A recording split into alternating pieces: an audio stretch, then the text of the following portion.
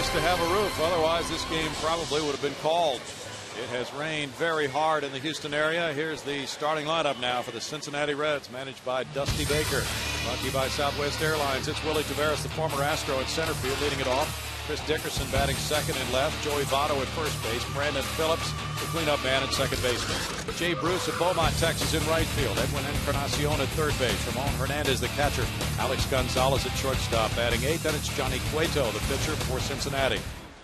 Roy Oswalt looking to bounce back after a rough one last time out against the St. Louis Cardinals, and he's got a pretty good chance here tonight against the Cincinnati Reds because he's 23-1 with a 2.47 ERA lifetime against the Cincinnati Ball Club. It's Willie Taveras as these former teammates on the 05 World Series team square off to open the game. And Taveras, the fleet-footed one, takes strike one. 333 for Willie. He has scored 7 times in the early going, has a .462 on-base average with 4 walks. Infielders all pulled in because of his speed and his bunting ability. Quickly, it's no balls, 2 strikes for Roy Oswalt, who gave up 6 runs in 6 innings last Saturday at St. Louis and losing the game 11-2 to Albert Pujols and the Redbirds. In the dirt with the breaking pitch. It is 1 ball, 2 strikes. The Reds are 4-4. The Astros are 3-6. Reds won 2 of 3 at Milwaukee. They had an off day yesterday. They're on a 10-game road trip. They go to Chicago after these 4. Hit in the air behind first base, and Hunter Pence is stationed over there toward the right field line. 1 out for Roy O. It'll show you how the Astros set up defensively behind Roy Oswalt. The outfield looks pretty much the same. Lee Bourne and Pence. The infield has a little bit of a change. Jason Smith makes his first start at second base. Tejada and Blum have the left side. The Pumas at first, and Pudge Rodriguez catching for Roy Oswalt. Now it's Chris Dickerson, the left fielder. He brings a 4-game hitting streak into this one. Showing bunt, and he gets strike one from Roy O, a .286 hitter with 1 homer and 3 runs batted in. The Reds a different team than the one that went 74 at 88 last year, finishing 23.5 games behind the Chicago Cubs in 5th place. Curveball for Oswalt is ball 1, and it's 1-1 to Dickerson. Just turned 27. Last year he had 102 at bats with Cincinnati and hit .304. Fastball slots right in over the corner, and it's 1-2. And Roy comes into this game against the Reds with that resume against them, obviously with a lot of confidence, but he's brought a pretty good fastball here in the first inning in terms of velocity and command. Really sharp with that heater here in the early going. Dickerson slashes that one foul. He's the cousin of Hall of Fame running back Eric Dickerson. Chris, born in Hollywood, California, drafted by the Reds in the 16th round in '03. He went to Nevada, Reno. Last year, his first experience as a major leaguer. He smacks one over second base, and it's out into center field. Dickerson has a 5-game hitting streak on the 1-2 pitch. I jinxed him. I said his fastball command was impeccable, and he missed. They were trying to go in, and this runs to the outside part of the plate. Dickerson flicks it into center field. So he's aboard for Joey Votto, the power hitting first sacker from Canada. 387, 2 homers, 10 runs batted in already for Votto. He wound up with 24 homers and 84 runs batted in last season. Votto, 25 years old, moving back from ball 1. He's in the top 6 in batting average and the top 5 in runs batted in the early going. He's the toughest at bat in this Reds lineup. He's just a good hitter, has real good mechanics, great strike zone judgment. He was the Reds club MVP last season. At the knees for a strike. Good pitch at 94, sizzling in there. 1 ball and 1 strike. Brandon Phillips is on deck. The Astros back home after a 2-4 road trip. They just won their first series of the season, as did the Reds when they were at Milwaukee. There's some heat upstairs, and it's 1-2. A fairly typical start to this ball game from Roy Oswalt. A lot of fastballs. 12 pitches, 9 strikes.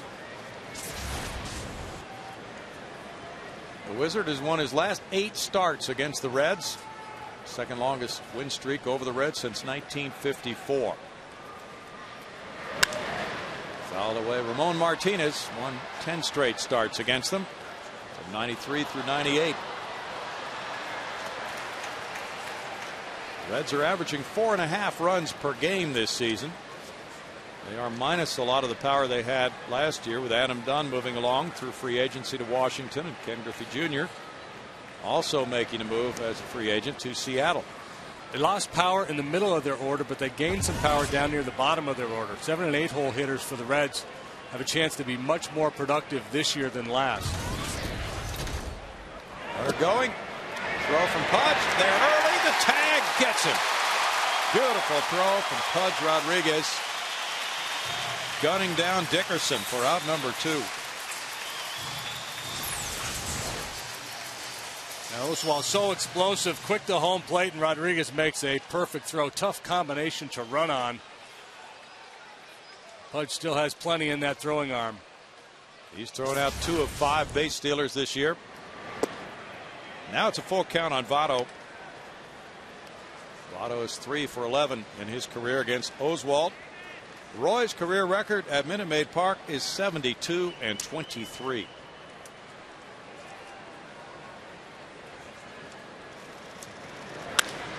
That's hit to shortstop. Tejada to his right for out number 3. No runs, a hit, nobody left. Cincinnati nothing.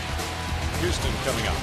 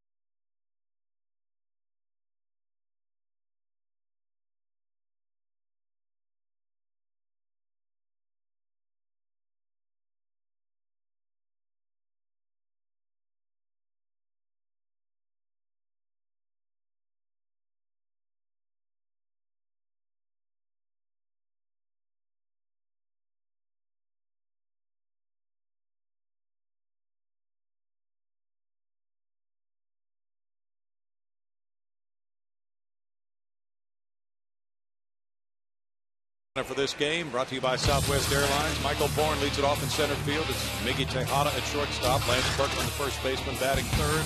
Carlos Lee's the cleanup man in left field. It's Hunter Pence in right field. Jeff Plum at third base. Pudge Rodriguez, the catcher, batting seventh. Jason Smith is at second, getting his first start of the year. Roy Oswalt bats ninth and does the pitching. Johnny Cueto's 23 years of age, a rookie last year. He's made 1 start so far this year. Lost to the Buccos, worked 6 innings, allowed 4 runs. He struck out 9. Like Roy Oswalt, not a real big guy, but he's got a big right arm. Strike 1 to Michael Bourne. Michael starts the night at 286. He's driven in 3 and scored 4 for the season. That one's chopped foul over in front of the Reds dugout. No balls and 2 strikes to Michael. Leading off again. Once again, Kazuo Matsui sitting it out with a sore back. He should be back by tomorrow night's game. That's why Jason Smith is starting at second base. And it's 1-2 as Cueto crackles the fastball upstairs at 91 miles per hour. Cueto was 9-14 last year. Bourne fouls it away. He has very good stuff. Nasty slider and a good straight changeup. His problems last year were just consistency. Have a couple real good starts, then he'd scuff a little bit, a tendency perhaps to overthrow a little bit first go around in the league. He signed as a free agent in 04. He comes from the Dominican Republic. Moved his way up through the Reds minor league system, and last year he piled up 174 major league innings in his rookie year. He was the first Reds rookie to make 30 starts or more since Tom Browning in 1988.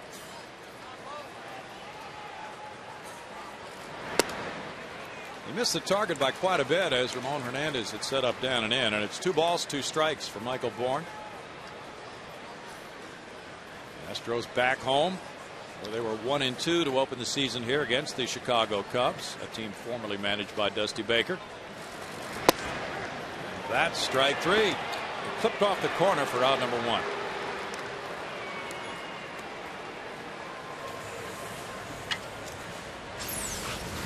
Yeah, good looking fastball here. Perfectly placed little run to the outside corner. Ramon Hernandez did not have to move his mitt. That made it easy for Joe West to ring him up. Now Miguel Tejada, who the last few days has hit in the number 2 spot, and he's been spectacular in that Pittsburgh series, lifting his average to 353. Looks for his first run batted in of the season. Climbs the ladder there and he fouls it away. Strike 1. Going 9 games without an RBI to open a season. This is the first time he's done that. Lance Berkman on deck. The Astros offense has shown signs the last couple of games, but still ranks last in the league in runs scored. It's 1 ball, 1 strike.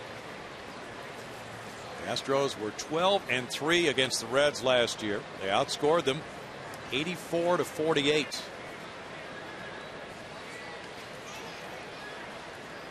Brand new season. And tight for ball 2.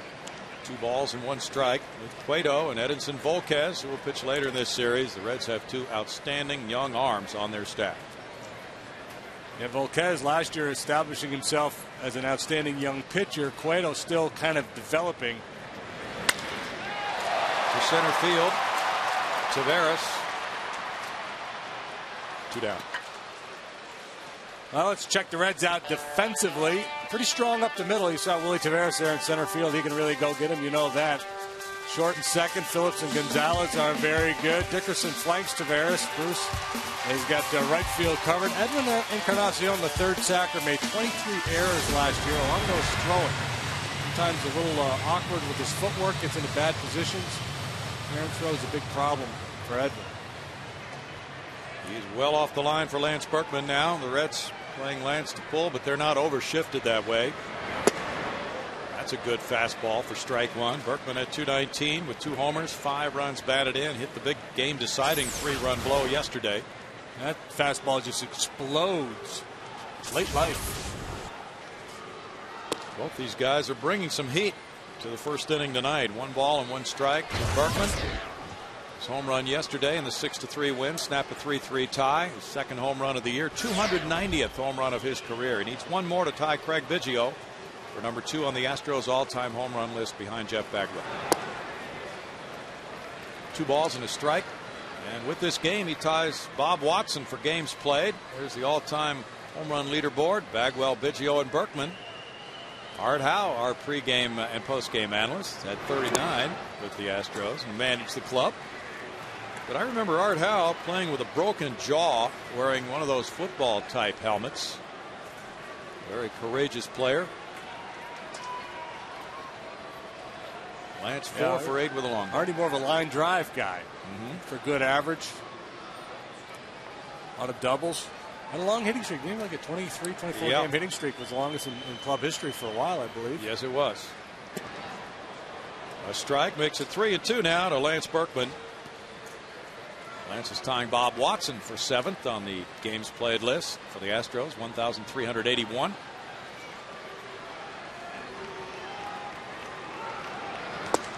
And he takes a 2-out walk. This happens a lot. And it gets Carlos Lee to the plate. But Berkman, with that .338 career average, 44 long balls against the Reds, has earned a lot of respect from their pitchers. If not downright fear, those kinds of numbers. Carlos Lee comes up with a .212 batting average. He has 1 homer and 5 runs batted in. He's shown some signs of getting started offensively after another fine year last year. 4 of his 7 hits with that .212 batting average have been for extra bases, 3 doubles and a homer. Hunter Pence on deck. Brandon Phillips, the second baseman, shades up the middle for El Caballo. Upstairs, ball 1. Coming up later in our Dodge Grab Life feature, Carlos Lee tells us how he picks out his bat.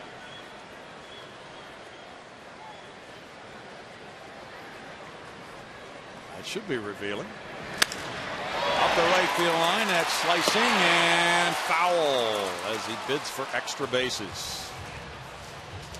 Well, I don't know, just a matter of inches from a 1-0 ball game as Lee takes a shot into the right field corner. Manny Cueto probably feels like he drew the short end of the stick, having to face Oswalt in that 23-1 lifetime record against the Reds. Well, he might, but you know how baseball players think. And A, it's a challenge, and B, a lot of guys with those Cincinnati uniforms on are probably figuring, boy, this mastery is due to change at some point. I imagine there was a fair bit of gallows humor in the Reds clubhouse tonight.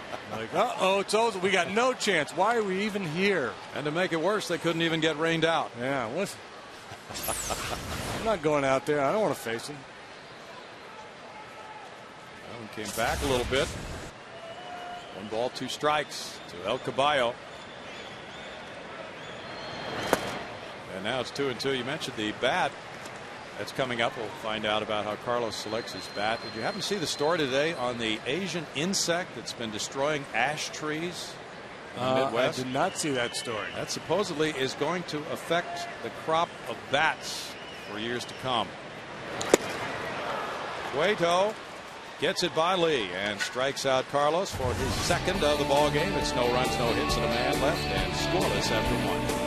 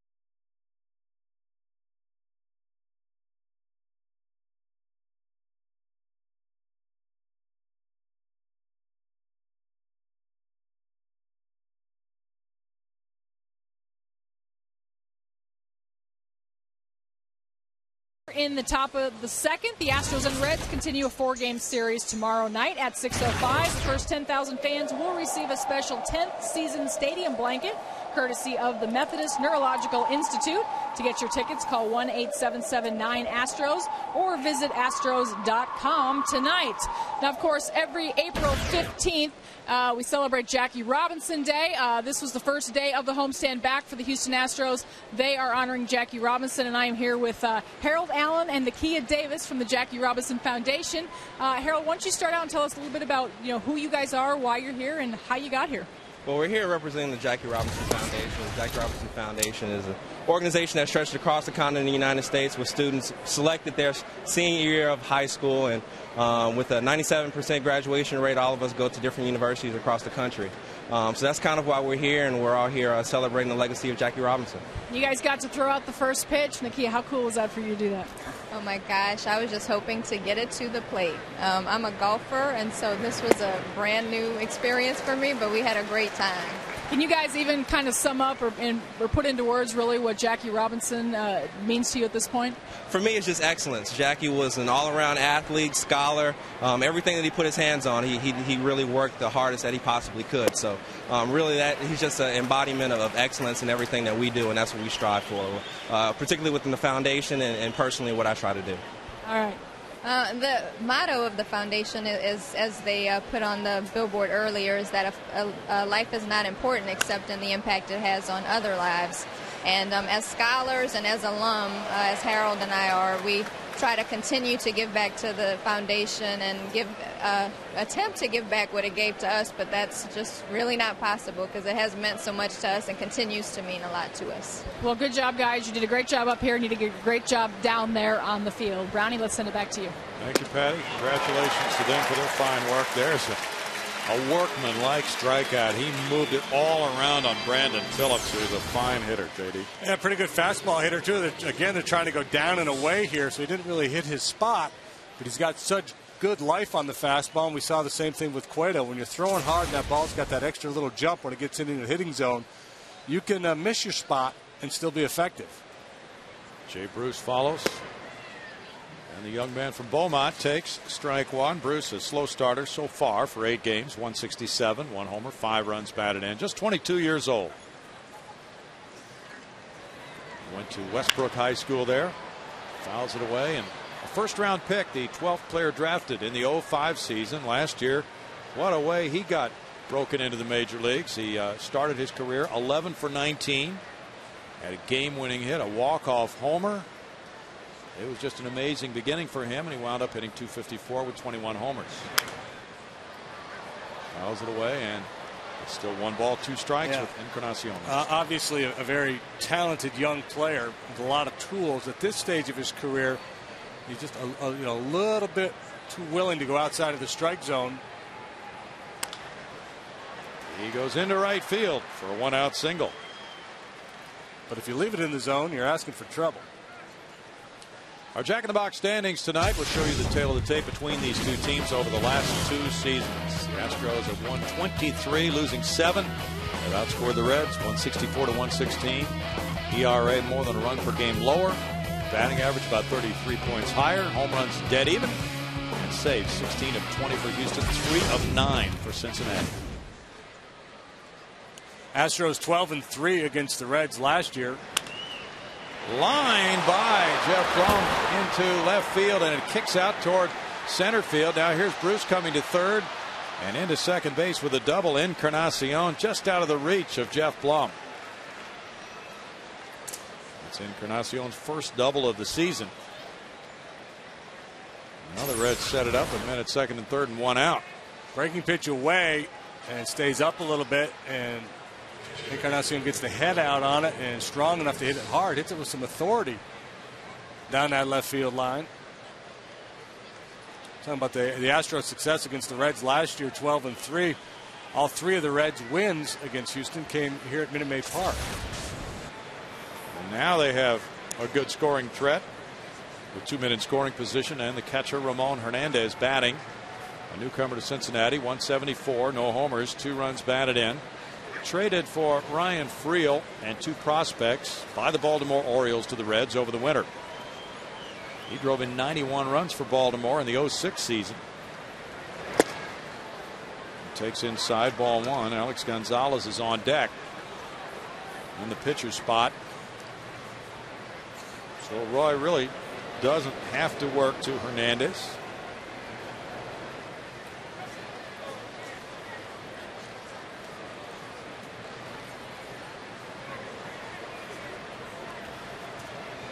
Usually he does challenge, especially early in the ball game. Albert Pujols complimented him on that after Albert had the big game against Roy in St. Louis. Pujols hitting a grand slam. And saying after the game that was what he liked so much about Roy, that he does challenge the hitters. Yeah, well, you don't get paid to challenge the hitters. That's Albert just throwing bouquets because he likes it when guys throw him fastballs that he can hit. You get paid to get him out, and Roy's really, really good at that. And I guarantee he'd love to have that pitch back that he threw Albert. And a situation here with the base open that they don't have to give in to Hernandez. I'm sure he's going to try to get him out, but if he loses him and he puts him on, then he sets up the double play.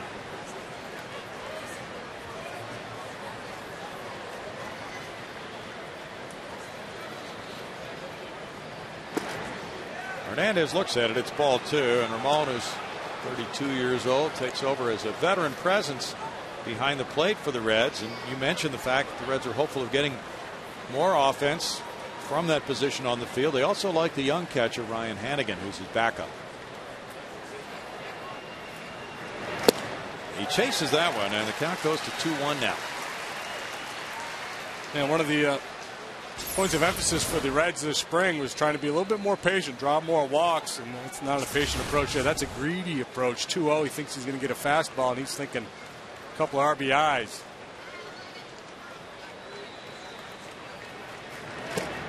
And apparently inside there, it's 3 balls and 1 strike.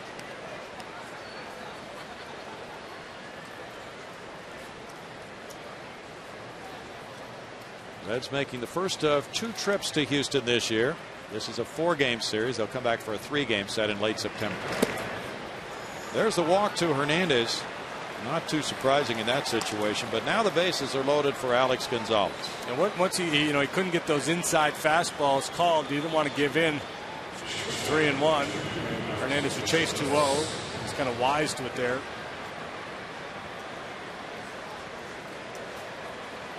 So they lost Griffey, they lost Dunn, they lost a lot of power there, but getting Gonzalez back, who missed all of last year with a broken leg, and adding Hernandez, they've made up for some of that power loss. Gonzalez, as you saw with that 0.53 batting average, trying to get it started.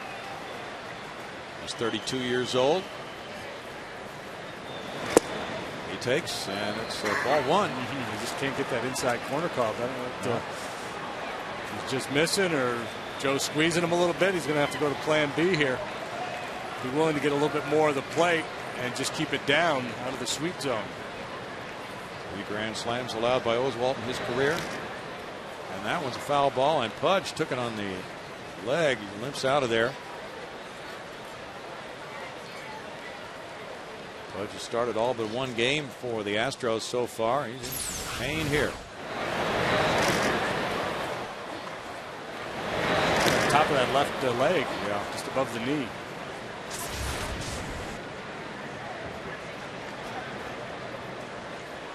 Well, he was asked by some of the media in Pittsburgh after catching the day game yesterday, which was preceded by a night game, about doing that very thing. He said, no, early in the season that's not a problem. And he said, I'm not the type of player who's going to ask for a day off. Strike 2 makes it a 1-ball 2-strike count with Johnny Cueto on deck. Gonzalez missed all last year with left knee surgery.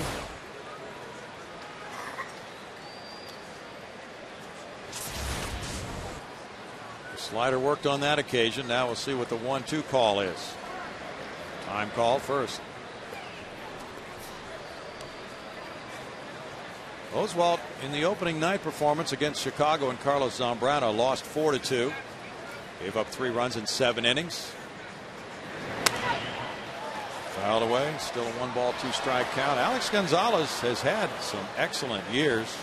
Hit 23 homers in 2004 with the Marlins and drove in 79. Yeah, just about everybody in their lineup capable of 20 home runs or more, especially in that ballpark they play in. Taveras is not going to hit that many home runs. I'm not sure Dickerson's going to be in a platoon role. They might get that kind of production with platoon between Dickerson and Hairston. 2-2 to Gonzalez. Boy, he's made a bunch of pitches, and I'm sure he feels like he's made his pitch. But Joe West has been consistent. He's not calling it one time a ball, next time a strike. He's basically saying that pitch is not a strike. You're going to have to go somewhere else. And this 2-2 pitch could be very meaningful.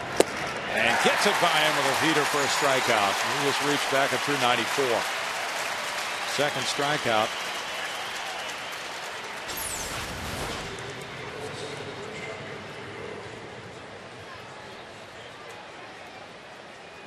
Oh, his fastball looks to be a crackling heater tonight. Now it's Johnny Cueto. The pitcher comes up with the bases loaded. 22 pitches in this inning for Roy. Cueto tries to bunt. And there's strike one.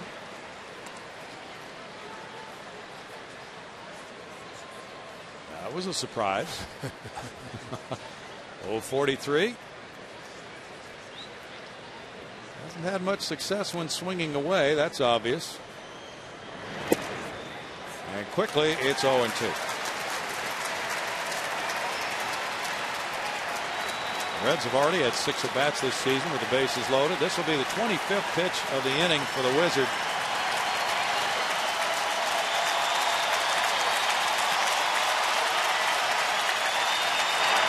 And it's foul back. Been fun to watch these two teams over the years. Played so often. Cueto. That helps to explain why he tried to bunt. Yeah, it does. If that's his strike zone, and it's way up there.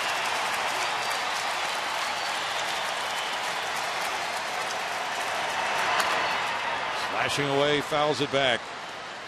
This Oswalt mastery of the Reds, just absolutely hard to explain. Not that Roy hasn't been a great pitcher, but to be 23-1 against this opponent. Since 1920, nobody can touch that. Carl Mays was 19-1 against the A's. Larry Jackson 21-2 against the Mets. Dwight Gooden was 28-4 against the Cubs. Russ Meyer was 24-3 against the Cubs. Curveball started and he swung. Home plate umpire Joe West calls him for swinging, and that is strikeout number 3 of the inning for the Wizard, who escapes bases loaded, 1 out, trouble. No runs, 2 hits. 3 men left. Big lift for the Astros with that out. It's 0-0.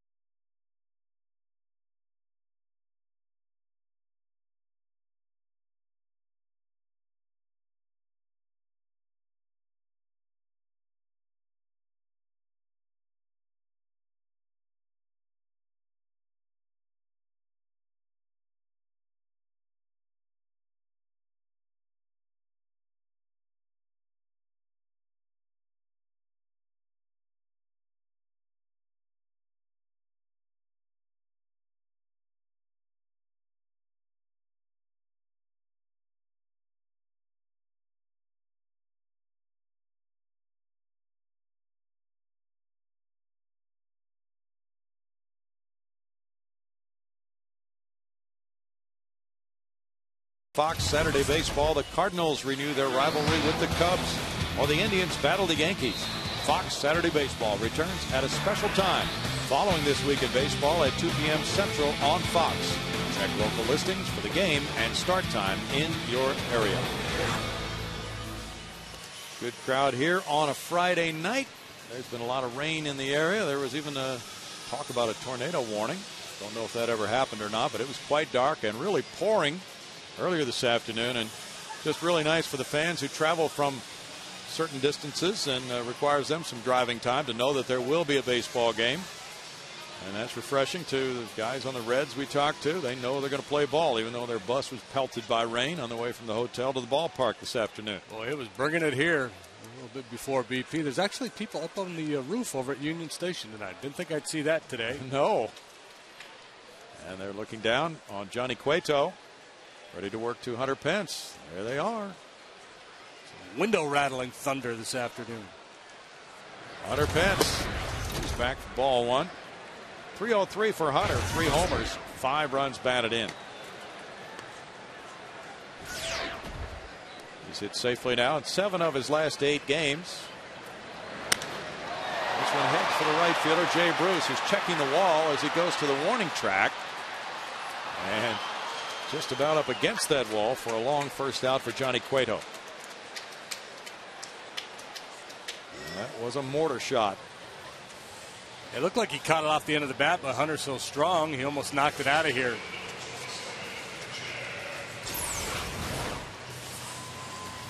And Cueto, a guy with very good stuff, but his command a little bit inconsistent. Jeff Blum hopes to get a mistake to hit here. He hits it in the air to left center. Chris Dickerson moving over. 1 pitch. Out number 2 comes Cueto's way. And now it's Pudge Rodriguez coming up. Pudge at 194 with 1 homer has driven in a pair.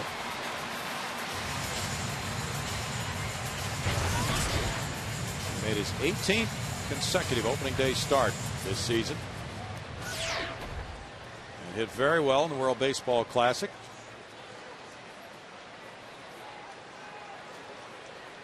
Pudge hit 158 on the road trip. Jason Smith on deck. He takes in at strike 1. Looks as if the pitcher's more likely to get a call over the outside corner than the inside corner tonight. Third baseman Encarnacion backing up a little. Yeah, I would say Joe's zone might give you a little edge on the outside corner. He's been a very good umpire, very consistent umpire over the years.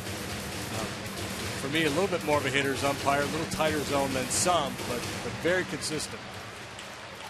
Dr. Joe West, who's made recordings, joined by Ed Rapuano, Paul Schreiber, and Paul Nauert. And that's not Paul Nauert, mall cop. Paul Nauert, baseball cop? Yeah, that's right. No balls, 2 strikes. The Astros in a string of 13 straight against the National League Central teams to open the season. The Dodgers coming in the middle of the homestand. Tuesday, Wednesday, Thursday, and then the Milwaukee Brewers. 1-2 to Pudge Rodriguez. Today, the Cubs got 2 in the 8th and held off the Cardinals 8-7, tagging Chris Perez with a loss. Carlos Marmol got his 2nd save. And Pudge is a strikeout victim on 8 pitches. That's number 3 for Cueto, and it's no score after 2.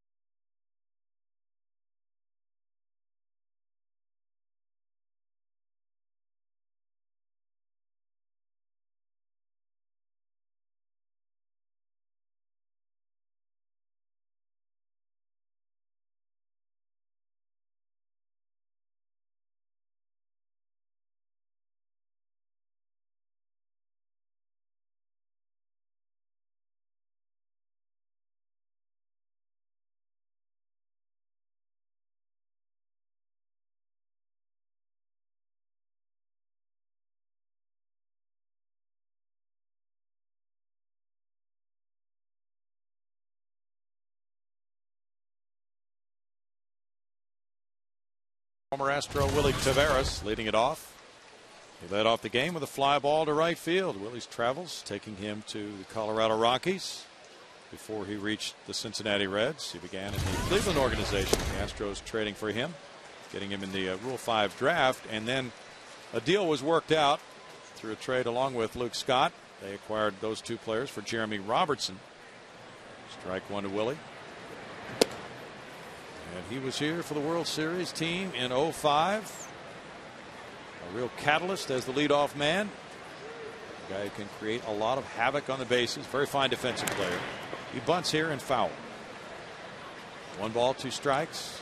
Yeah, some question Dusty Baker throwing him at the top of the order because he does not have good on base skills. He's proven that anyway. So far in his career, he's up to a great start this year. Brought a .462 on base percentage into this game. Career mark though .332, a little bit lower than you would like to have, but the speed certainly a great asset to have at the top of the order. It's 2-2. The Reds want to make use of that speed more this year than they have in the past. Willie, the league leader, with 68 steals last year for the Rockies. The Reds signed him as a free agent. It is 3-2 to Willie T. He has more than 200 infield hits in his career already. Leads the majors in bunt hits for the last 3 years.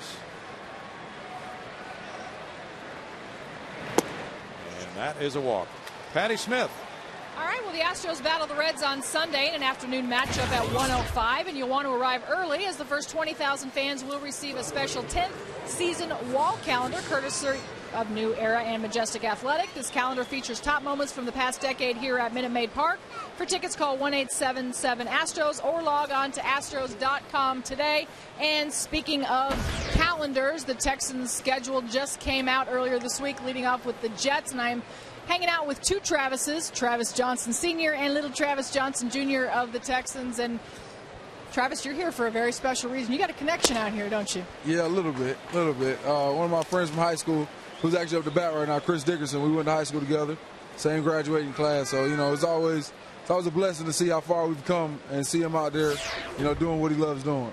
And, of course, you were out there during BP today with him. Did you kind of have a desire to take a few swings with him? A little bit, but at the same time, I'm just enjoying myself and enjoying my son get to experience those different sports as far as baseball. And then when I took him to the rodeo, that type of thing, and just be out there and so hands-on with some of the players, it really made me feel good. All right, 2 professional athletes from the same school. Who's the better athlete back in high school? I was athlete of the year 3 years in a row. We actually have another guy plays in major leagues. Brendan Ryan plays for the Cardinals. That was in our graduating class as well. So I was the best of all of them. All right, of course, you got draft day coming up real quick here. Excited about that? Oh, very excited. Very excited to for new additions to our team, and to see what Coach Koob and Rick have. And I'm just excited just to get started with the season. We started with the Jets this year. And just want to be ready, and hopefully we make it to the playoffs this year. All right, well, good luck to you. And also, I want to shout out a quick congratulations to Travis and his lovely wife. They just had another baby on Monday. Alexis. So congratulations. I know they're at home watching. Brownie? It's a good story. Thank you, Patty and Travis. No balls, 2 strikes to Dickerson. Travis unflinching with that response as to who was the better athlete. Yeah. He threw down the gauntlet.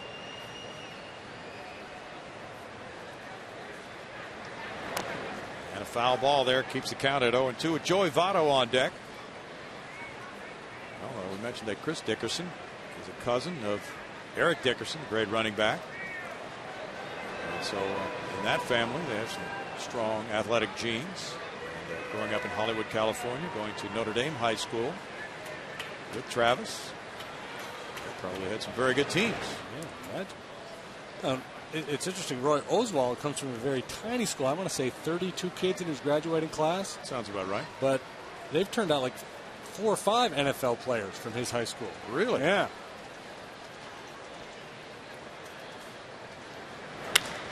Line, and Carlos Lee is back in left field for that catch for out number 1. And Joey Votto will follow. Votto hit a ground ball to shortstop in the first inning. Joey's really blossomed. He was drafted in the second round in 02. Good numbers throughout the minor leagues. He was the Southern League MVP at Chattanooga in 06. First came up in 07 after a solid year at AAA Louisville, hitting 22 homers, driving in 92 runs there. And last year, second to Giovanni Soto in Rookie of the Year balloting. He takes ball one. And Pudge Rodriguez turns around and continues to lobby Joe West for that inside fastball call, and Joe steadfastly denies. Says, nope, that ball's not over the plate. You like to pitch Votto in because he's a guy who's very good going the other way. He could really take advantage of the Crawford boxes here. Such a good hitter, you have to make him aware of both sides of the plate. He's going to get. See, what happens is if you don't get that inside call, you feel like if you got to give a strike, you got to go out of the way. And a smart hitter will essentially just look middle away, disregard that inside part of the plate, at least until he gets 2 strikes. Then all bets are off. But I think if the hitters are paying attention to Joe West's strike zone here tonight, they can think, I'm just going to look middle away and try to do some damage there.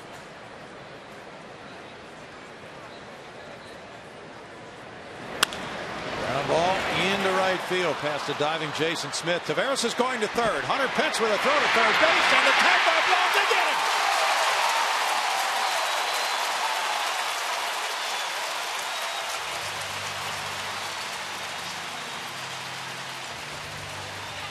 Well, Pudge Rodriguez nailed Dickerson trying to steal back in the first, and now it's an arm of Hunter Pence, but we'll show it to you pitch by pitch as he works in and out on Votto. Had a good pitch to hit there, didn't get it, then came back inside, and he muscles it into right field. Willie Taveras going to run on Hunter Pence, and Hunter says, no shoot for you. What a nice throw right there for Jeff Blum to make that tag. Ooh, safe. Oh, well. Tag was a little late. Yeah, it was. But the ball was there ahead of him. And 7.6 times out of 10, you're going to get the call there. Well, he got it there. Paul Nauert. And Joey Votto took second on that throw. First outfield assist of the year for Hunter Pence. Second for the Astros. Hunter had 16 last year. Brandon Phillips taking ball one. What a big play that could be in this game. Runner gunned down at third for the second out of the inning. And again, Pence's legs as important as his arm on that play. That ball not all that sharply hit into right field, and with Taveras' speed, you would assume he'd be able to go first to third there. But it's the speed closing in a hurry. Puts Hunter in good position. Fleet-footed Willie T. called out at third base. Otherwise, it's runners at first and third, and one out for cleanup man Phillips. 2 balls and a strike, and a fly ball scores a run if it's deep enough from Phillips, who's a good RBI man.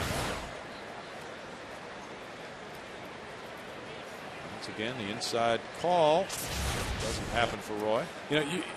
Just because you're not getting strikes called in there, you have to continue to pitch inside, though. You might not get called strikes, but you might be able to jam some hitters, and you just have to make them conscious of both sides of the plate. Votto is looked back to second by Oswalt. Boy, defensive play like that can really be meaningful.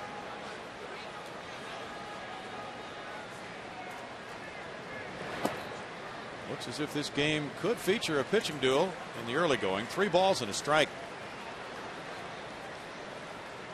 Brandon Phillips is a terrific player. 60 pitches for Roy, 39 of them strikes. Phillips drove in 78 last year. The year before, he had 94 runs batted in.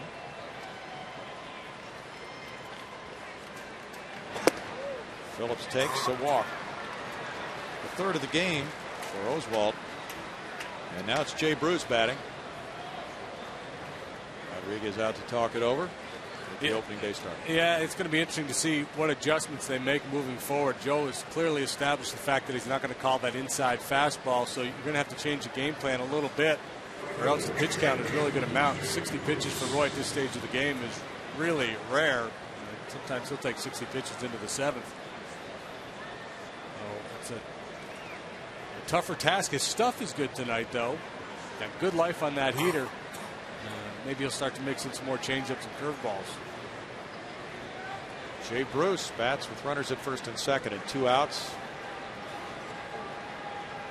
Time is called. Bruce singled to right field in the second inning. Back in 2007, he was the minor league player of the year by Baseball America.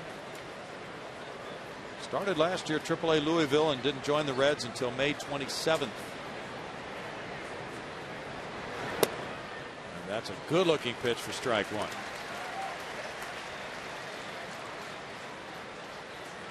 #12th overall pick. Jay Bruce has made it happen for the Reds.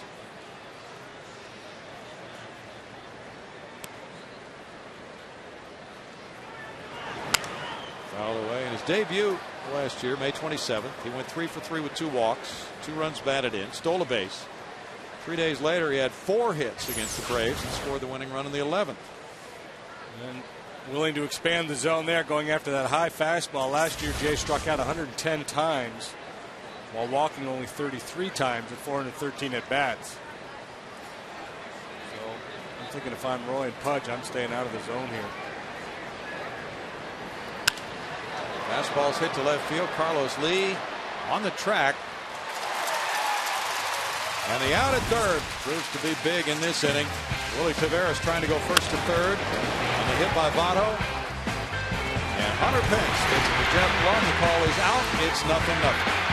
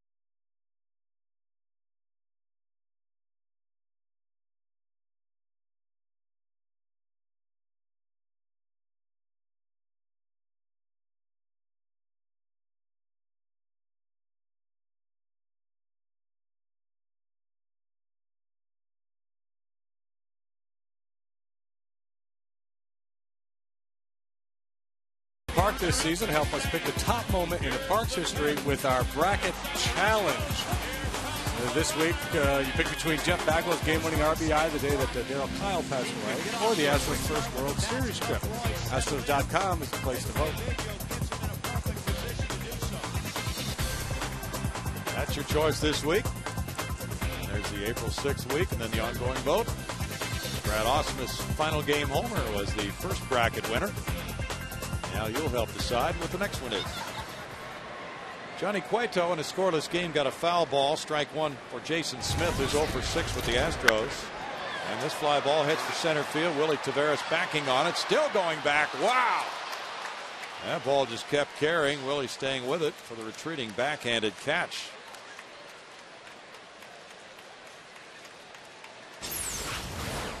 Well, we've seen Willie make a number of circus catches out there in center field. This one has a little hang time and allows him to run under it.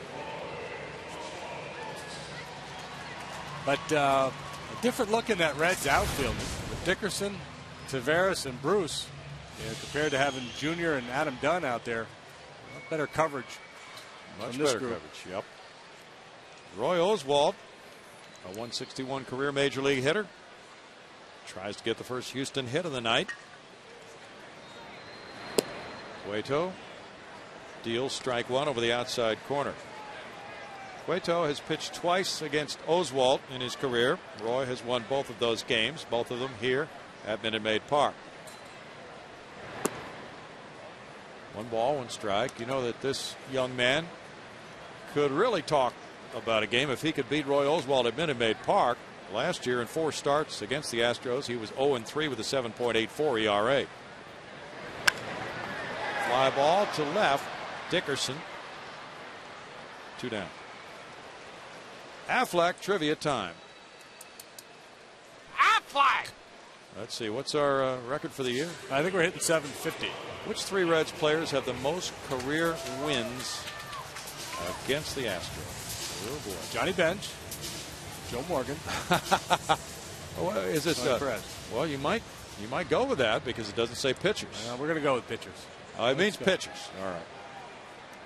Dick Pole. Dick Pole. Michael Bourne to center field. They get to bat for a long time, and we don't get to bat for very long at all. Wow, yeah. Johnny Cueto, 3 no-hit innings, 1 base runner, eating only 6 pitches in the 3rd. No score.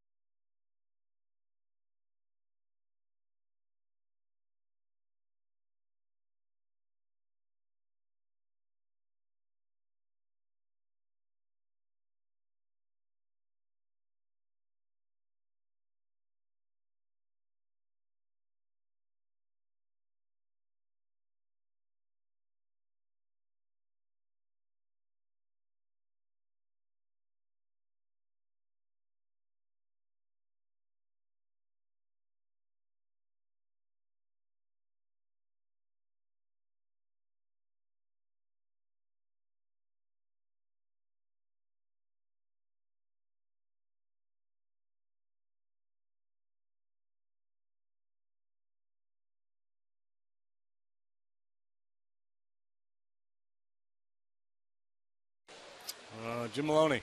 Okay, Jim Maloney would be good. And Tom Browning and Gary Nolan with 15. Tommy. Tom Browning, a good friend of JD's.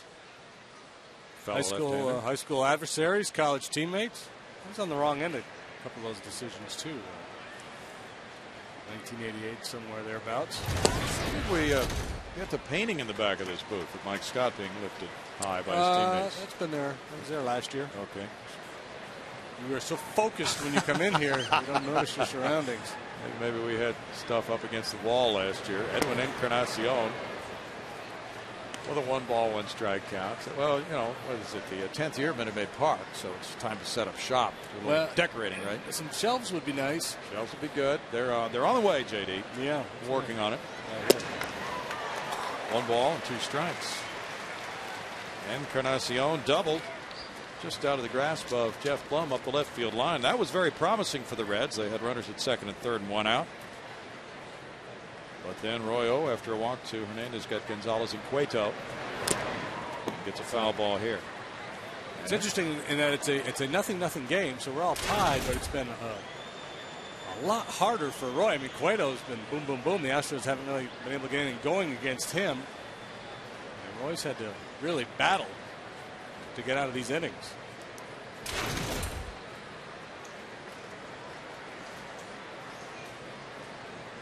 Needs an easy one.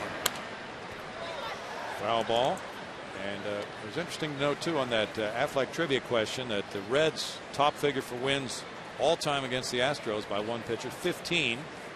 Those 3 pitchers getting 15. Roy has 23 against the Reds in his career.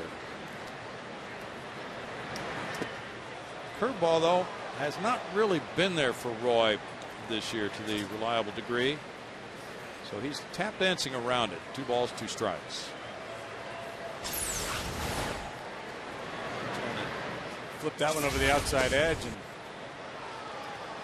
just loses it inside. Now it's a full count. His slow curveball is very much a feel pitch. That's why sometimes early in games, if he doesn't have it, he'll just scrap it and throw more sliders. And the fastball works for a strikeout of Encarnacion.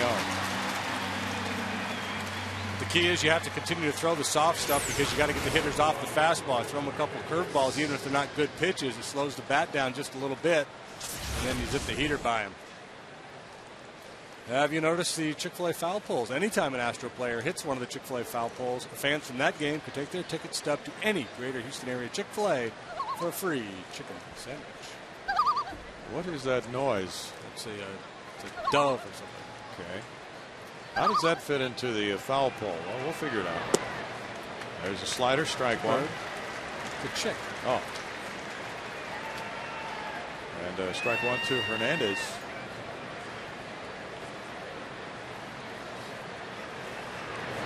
That Asian insect we were talking about earlier.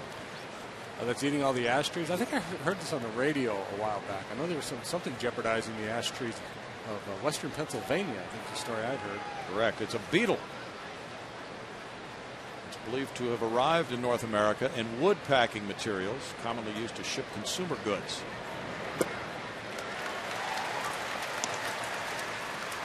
Strike to Hernandez makes it 1-2. So if you can't get the corner called, throw it on the plate, but just keep it down or up out of the happy zone.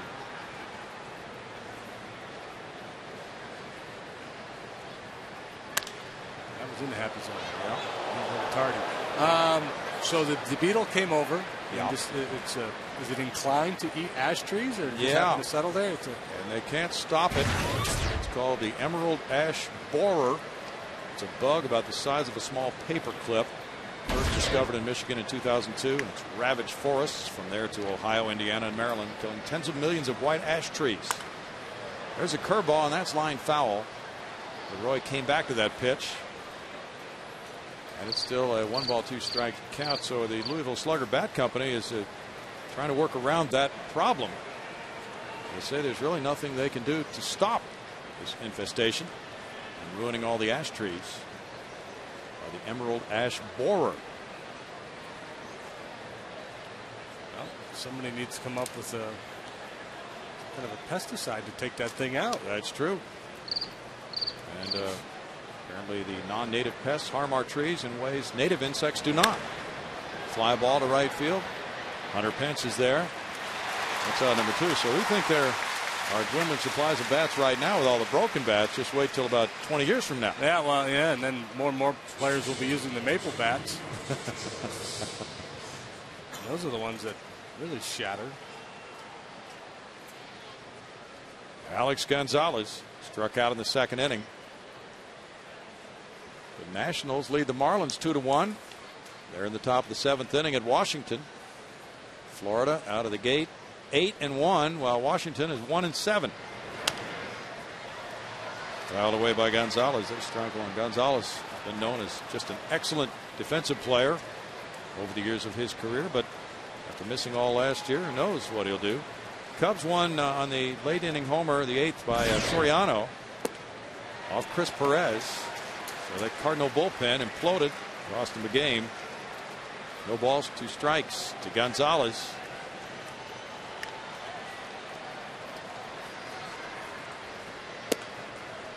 It is 1-2.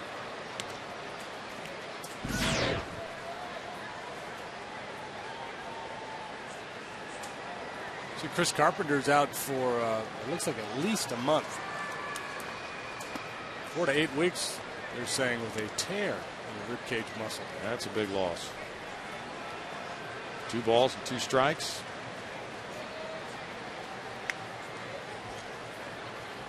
Pitching is so important, and Carpenter could provide a major lift to that Cardinal club. He was able to come back and be healthy. He looked good early. over shortstop and out into shallow left center field. Not well hit, but Gonzalez made contact and he's on with a 2-2 single. And Roy looking for his first 3 up, 3 down inning. He faced the minimum in the first because of the caught stealing of Chris Dickerson. Gonzalez fights this one off, and that gets the pitcher to the plate. Billy Hatcher, the former Astro, coaching at first.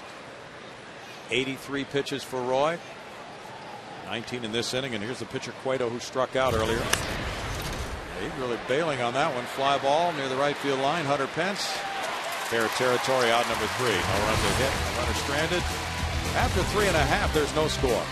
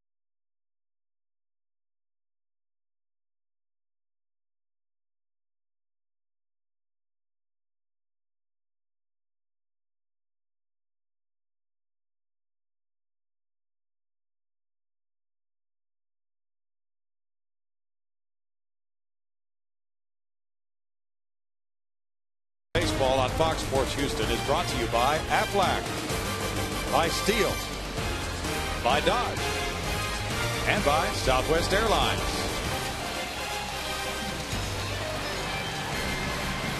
That's New Park, not too far from Maid Park in downtown Houston. Very nice for the folks who want to walk a dog or take the kids out for a little stroll. And right here, indoor baseball, necessitated by all the heavy rain outside before the game, features a pitching duel.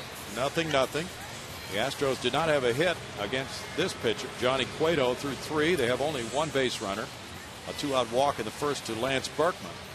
Here in the home fourth, it'll be Tejada, Berkman, and Lee against Cueto, who's really been dealing tonight. He's got very good stuff. His fastball is explosive, and the Astros haven't been able to catch up to it. The middle of the order gets a look at him for the second time here and see if that they're able to make the adjustment, because he has thrown a lot of pitches over the heart of the plate.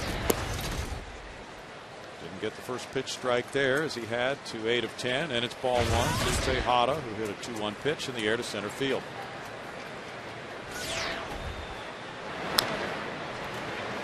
One ball, 1 strike. Miggy and some of the other Astros players went to Citgo today. Tonight is Citgo Day at Minute Maid Park. The Astros are taking part in the Citgo Home Run Challenge, benefiting the Muscular Dystrophy Association. And he hit a very big home run on Citgo Day here at Minute Maid Park last year. He promised a kid he would go deep for him, and he did in that game. 1 ball, 2 strikes. Yeah. I think Patty interviewed that kid that day. You're right. And for every Astros home run hit during tonight's game, Citgo will donate $10,000 to Jerry's kids and $5,000 more if the Astros win the game. Now, last year, the Astros hit 5 home runs, so Citgo donated a total of $55,000 to Jerry's kids.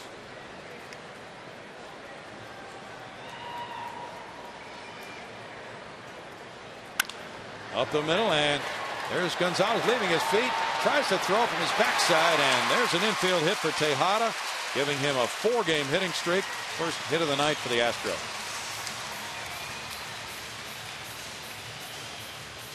Quite an effort. He'll make some sparkling plays for you out there at shortstop. I thought he was going to roll over and jump up and make the throw. I think he had a better chance of doing that than that effort there from the backside. But that was kind of fun. It was a good try.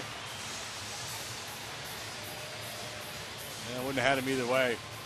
And he didn't glove it cleanly to begin with. Great hands. How about the eye-hand coordination? Yeah. That was fun to watch. Lance Berkman bats. He walked in the first. Oh, there's a high-octane heater for strike one. Tejada gets it started. Throws a spotlight over to the bench. He's always interacting with his teammates that way.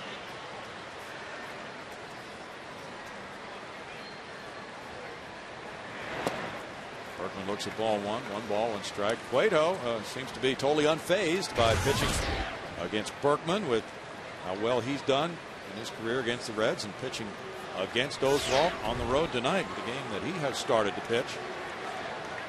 I'm fairly sure that Cueto has no idea what Berkman has done against the Reds over here. I'm pretty sure he knows he's a real good hitter, and you've got to be careful with him. Well, that could be helpful not to know. Yeah, absolutely. 2 balls and a strike. Well, I'm curious to know what the scouting meetings sound like. You know, before every series, clubs go over the other team, and I wonder if the Reds even bother with Roy anymore. You know, I'm sure they've talked every possible way. If he does this, he does that. You got to, you know, maybe they don't. Let's not even have a meeting. Let's not talk about it. Why further implant that mentality in our players' heads if they can't handle this guy? 124 runs batted in 129 games. That is an outrageous pace. 3 balls and a strike. And of course, he's ripped the ball in Cincinnati. It's very well here too, but Cincinnati's been his town over the years.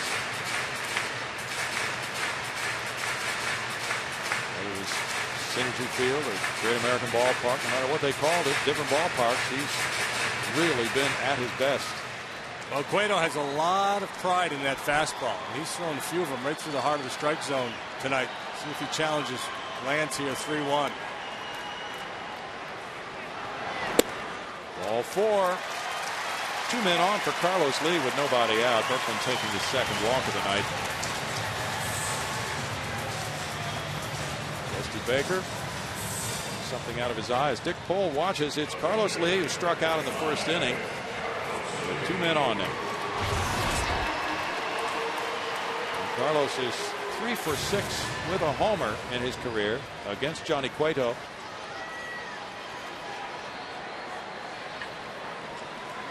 Los Caballitos ready to do some dancing. Line foul. You know, we talk a lot about the advantages a hitter has by hitting in front of a great hitter.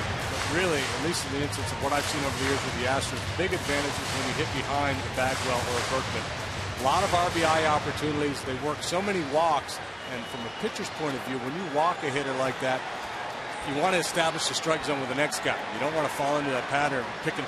So the next guy usually gets something to swing at. Line to third, and here's a throw to first base for an easy double play as Berkman took off.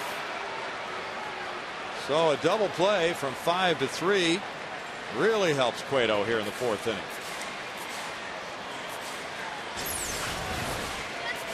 Well, they're playing way off the line, so Lance has a huge secondary lead, and because of that, in his first break with the swing is to head towards second base as opposed to freezing and reading it. But because Votto was so far off the bag and Lance took advantage of that, taking a huge lead, they might have been able to double him anyway. That's baseball 101 there, freeze on the line drive. I'm sure what he's thinking, I've got this great opportunity to get this big lead and break up any possible double play on a ball on the ground to third base or shortstop. Hunter Pence looks at ball 1. Change up that time on the first pitch. Hunter hit a deep drive to right field in the 2nd inning. Cueto averaged 8.2 strikeouts per 9 innings last year. He was in the top 10 in the league. Tejada now the runner at second with 2 down. And it's 2-0. Those line drive double plays can really help a pitcher's cause. That was nice because you didn't really earn it. You gave up a line drive. It's more good fortune than anything. Cueto brought a career ERA at Minute Maid Park of 10.38 into this game. For just a couple of starts, he had allowed 10 earned runs in 8 2/3 innings here. Now he'll be visited by Ramon Hernandez. Well, being challenged for the first time in this game. Base hit, the walk. Lee hit the ball hard. Now he falls behind Pence 2-0.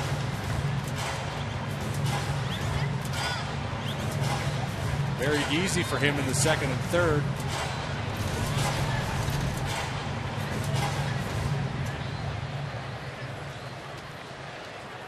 Three 2/3 innings. So very good baseball so far for Cueto. Let's see a home run right here, Brownie. 2-0 pitch. And he tried to get him to go for something off the plate. And on that slider, Hunter was taking to get to 3-0. Pitching Hunter here with the man in scoring position like it's the 7th or 8th inning as opposed to the 4th inning.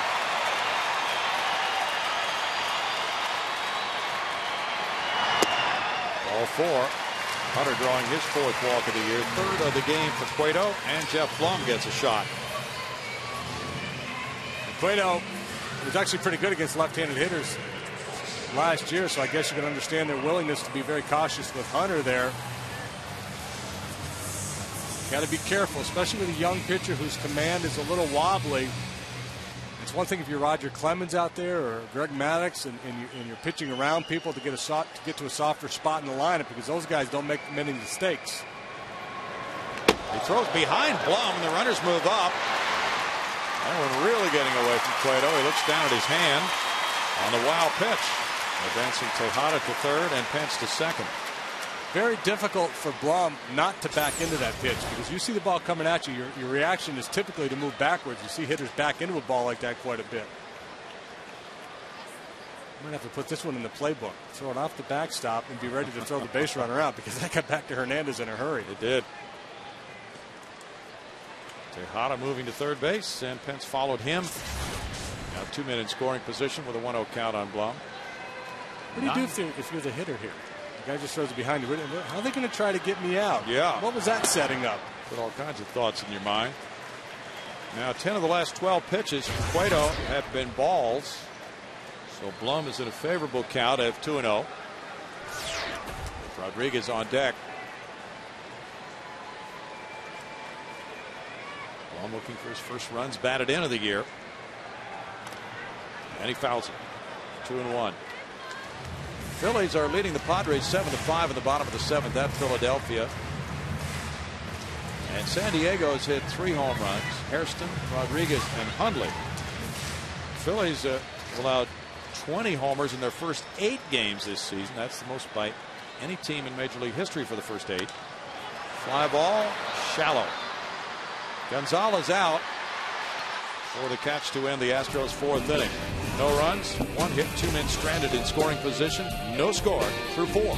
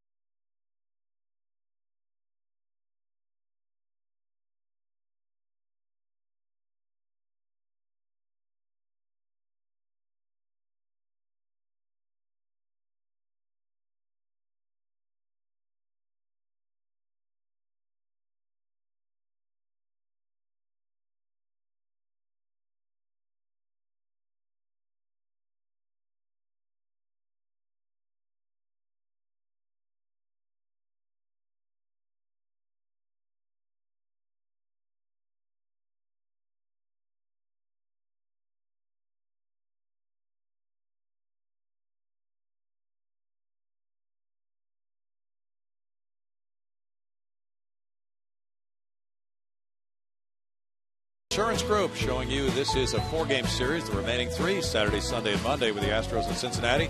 Dodgers come in for 3, Tuesday through Thursday. And then it's Milwaukee next weekend. 3, the Astros then head for the road to Cincinnati. All those games in that string on Fox Sports Houston, including the Friday, May 1st game in Atlanta. And that Saturday, the 2nd game on Big Fox, as we call it. And let's go to Patty Smith right now. And we continue with the progressive theme. It's time for our progressive fan of the game, and it's Joe Byers. Now, I've interviewed some kooky fans out here, but this one may take the cake. Joe, tell us about your get-up here. Oh, my wife accuses me of being schizophrenic. She doesn't know who I am from one inning to the next. You know, one time I looked like this. Carlos Lee. And then He takes off his... Okay. I look like this. Hunter Pence. Arr! All right, so any other get-ups on any given day, or is it pretty much a... This is pretty much standard. This is every game. You don't think you're schizophrenic or anything, though. You're just a true Astros fan. I'm just a true Astros fan. I love it. Go Stros! All right, we got the creeper coming in behind us here trying to get on the air, just so you know, guys. But these are our progressive fans of the game, guys. Oh, Patty, they're coming at you this year in the stands from all directions. Ground ball up the middle, deflected by Oswalt. Barehanded Blum, and he throws to Berkman to get the out. From the bum to Blum. Roy turned his backside on that Willie Taveras grounder, and it worked. Watch this. Very cheeky. And well done by Jeff Blum. And Willie Taveras flying down that line, thought he had a knock.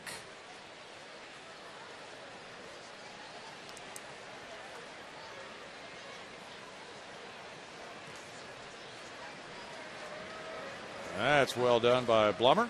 Now the visit, of course, by the head athletic trainer, Nate Lucero.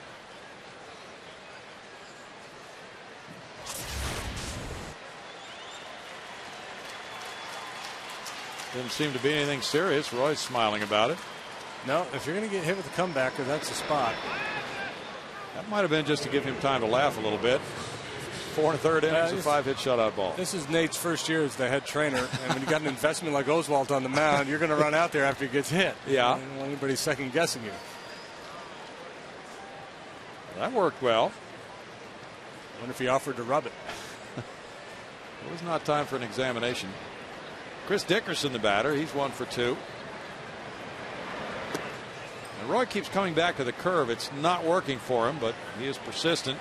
Not going to shelve that pitch, and it's ball 1. Yeah, and so to a certain extent it's working for him just because he continues to show it. It makes the hitters aware of it.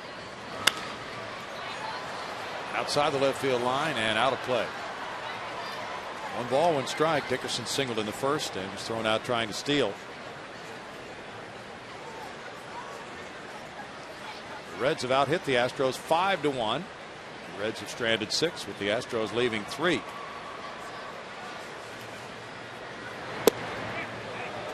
That's a strike, and it's 1-2. And Roy coming inside with the slider. Joe's starting to call that inside corner a little bit. Chris Dickerson, who was not the best athlete in his high school. It's tough. He's not even the best athlete in his family. Eric, what is his cousin? Yeah. Cousin. Still a 1-2 count. So he's getting a shot. As you mentioned, they have Jerry Hurston Jr., a right-handed batter, also in the outfield picture. So that's set up for a platoon, it would appear, in left field. Bounce to first, to Hopper to Berkman. Started to toss. That's out number 2.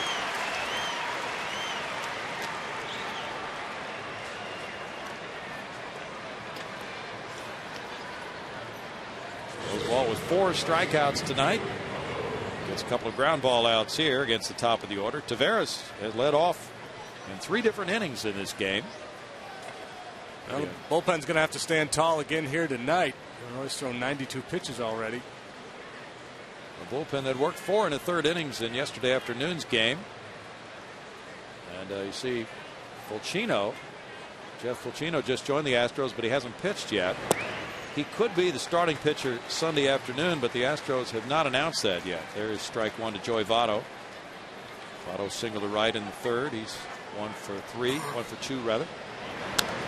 So Fulcino is available, and made one start. It was cut short to 2 innings because of the Astros thinking they might promote him because of Brian Moeller going on the DL. And Felipe Paulino would be another candidate. He's been pitching well in the first 2 starts at AAA Round Rock. 1 ball, 2 strikes. They probably will announce their starter for Sunday after this game tonight.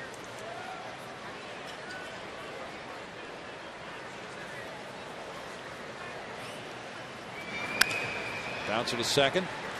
Fielded by Jason Smith. And that's a 3 ground ball out. 5th inning for Roy Oswalt, keeping it scoreless after 4 1/2. And it's Carlos Lee 1 moment. It's Hunter Pence another. What will he do next inning? We'll be back in a moment.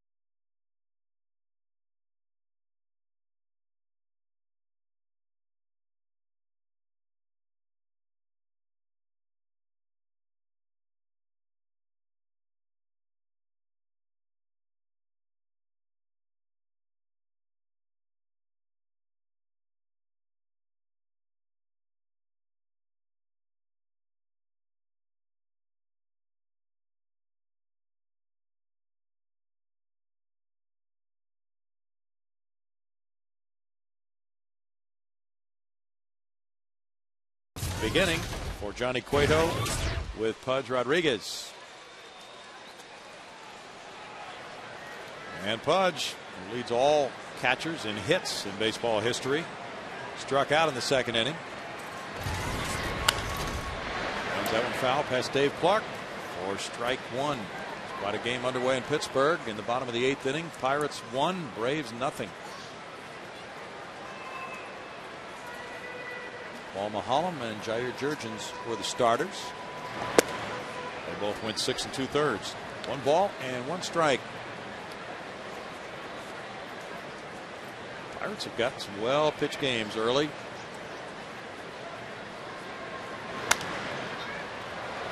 Fouled out of play. It's 1 ball, 2 strikes. Jason Smith is on deck. Roy Oswalt is due up 3rd here on a Friday night at Minute Maid Park. Well, Zach Duke pitched a dandy against the Astros in the opener of our series with the Pirates. Well, they could be an improved club this year. Could be. Still don't think they're going to play 500 ball again. That'll be what, 17 years in a row? Yep. That would be the all-time major league record. I think it's the record in any professional sport, in fact.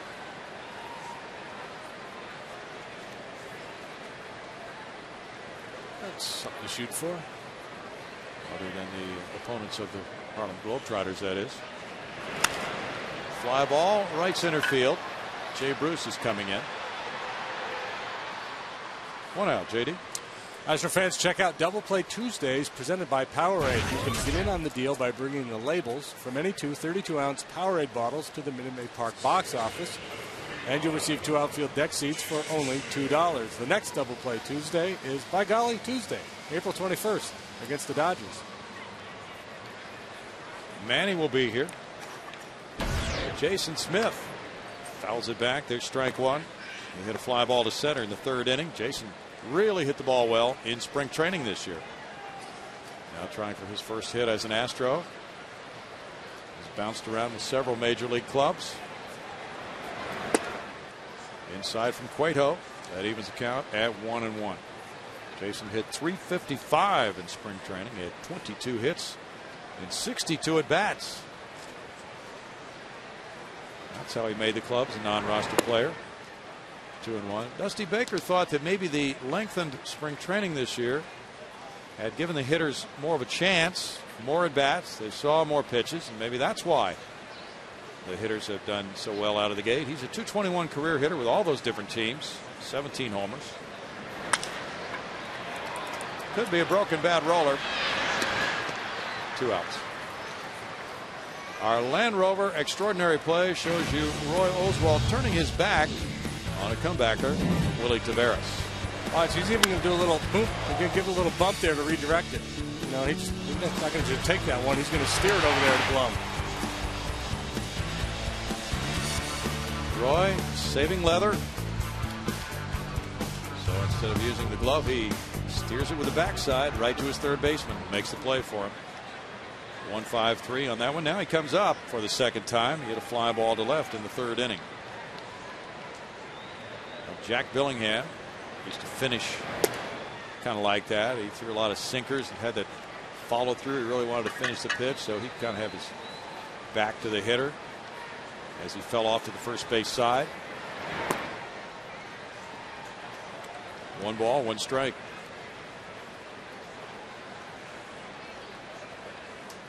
There were a lot of ground balls with Billingham on the mound up the middle, but Dave Concepcion played shortstop behind him, so it worked out fine for Jack to just get out of the way and let Concepcion make all those good plays behind second. Yeah, maybe it wasn't even his natural delivery. Maybe he just said, I'm going to clear out. Not getting Davey's way. Yeah, he took some kidding about that. Strike makes it 1-2. You know, in perfect pitching fundamentals, you like to teach a pitcher to finish square to home plate, be in a good fielding position, but you don't want him to sacrifice his delivery to get there. So if this is the way you feel comfortable, we saw it with Roy, you see it with Cueto too. He falls off to the first base side. Sometimes you'll fall into a grounder on that side and make a play.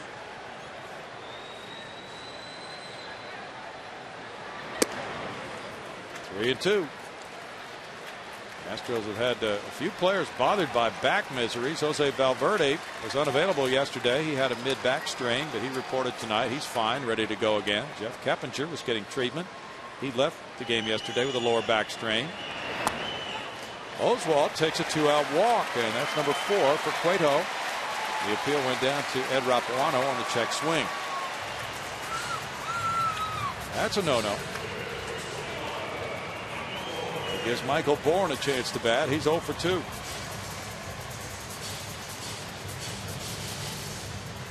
Michael has been getting on base as the leadoff man, but probably tomorrow night Matsui returns, so we'll see who's leading off in that game tomorrow night. There's ball 1. Wandy Rodriguez will do the pitching against Aaron Harang tomorrow night. And normally you don't want a hitter up there thinking about bunting for a base hit with 2 outs. You're looking for him to drive the ball with men on base here. But the Reds are very deep in the outfield. And Votto's playing behind Roy down there at first base. Wouldn't be a bad idea to drag a bunt. Although 2-0, he's probably going to be looking for something to get a little more aggressive with.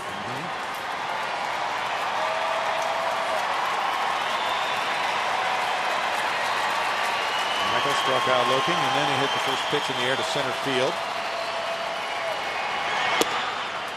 It's 3-0 to Michael Bourne. Michael's walked 4 times.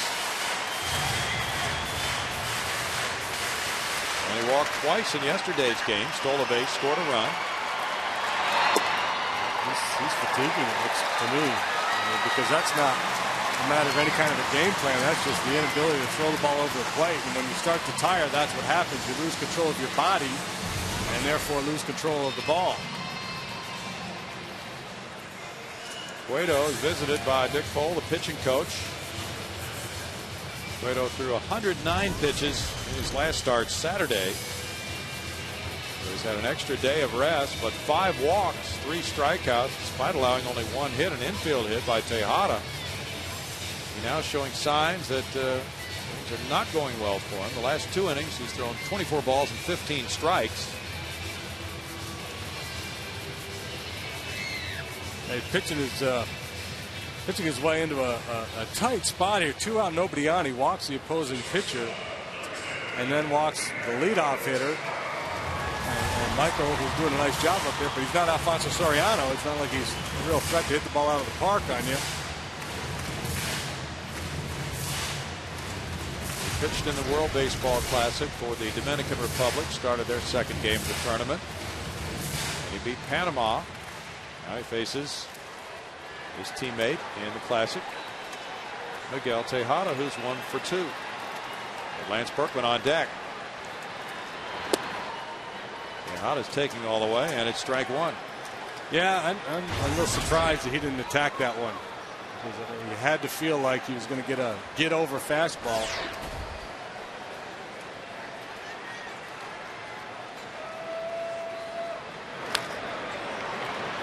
Quickly, it's 0-2 for Johnny Cueto. That gives him a lot of options. That last pitch coming in at 94. 23 years old.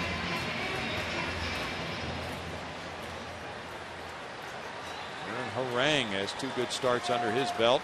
We'll see him tomorrow night against Wandy Rodriguez. Harang with a 0.64 ERA. Up the right field line, slicing away from Jay Bruce and into the crowd. Still 0-2. The Reds have had some good starts this year, but starting pitchers somewhat erratic. 5 innings or more 4 times in their 8 games. And the first game that Cueto started, he trailed 4-0, and then the bullpen really gave it up after he left. And they lost the game 10-2.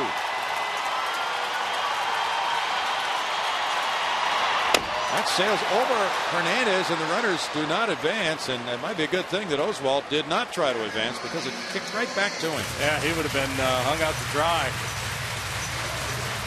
Hernandez out to have a chat with Cueto. I think Hernandez was looking for a breaking pitch of some sort, and he whistled this fastball right by him. And thank goodness for Joe West, he was set up inside of Hernandez's left shoulder. If he was out over the top of him, old school style, he would have paid a price. Oh boy, that could have been ugly. Yeah, he whiffed on it. Apparently crossed up. Now 1 ball, 2 strikes for Cueto. He's thrown 79 pitches in the game. Into left field. Oswalt will be held at third by Dave Clark. With the pitcher running, he didn't want to take a chance, and Roy had to get back to third as the shortstop Gonzalez tried to sneak in behind him. A hit for Tejada, and he has both the Astros hits tonight. Right call down there at third base by Dave Clark. You'll see Oswalt's break with the swing of the bat, short left field, and Dickerson got 2 in a hurry. 2 things there. 1, you're likely to get thrown out. 2, you don't want to run Oswalt into a collision at home plate. See Gonzalez move in behind him. As the ball was cut off by Encarnacion. Now bases loaded for Lance Berkman.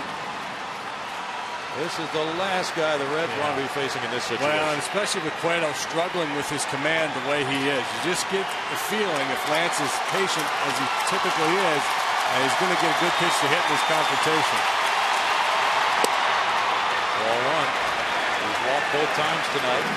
2 and 3-1 counts.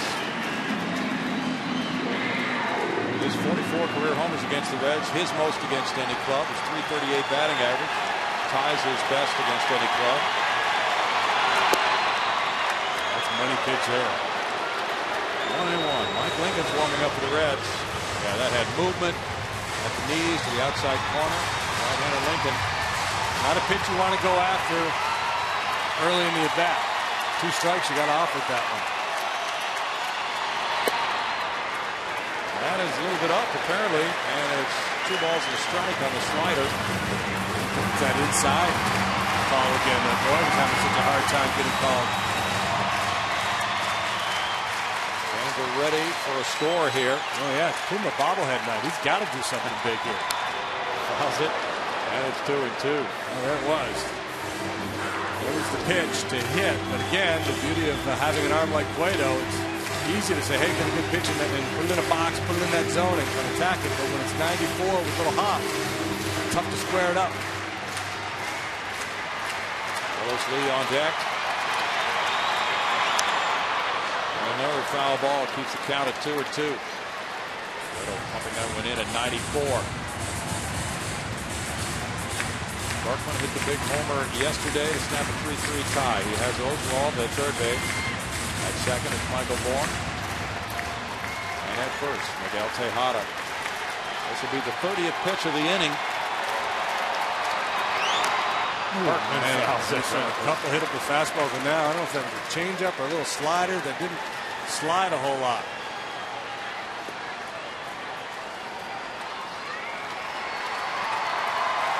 Gulp.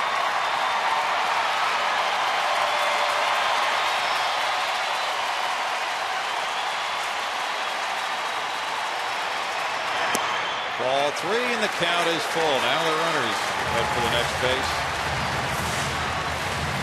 Big pitch coming in this game.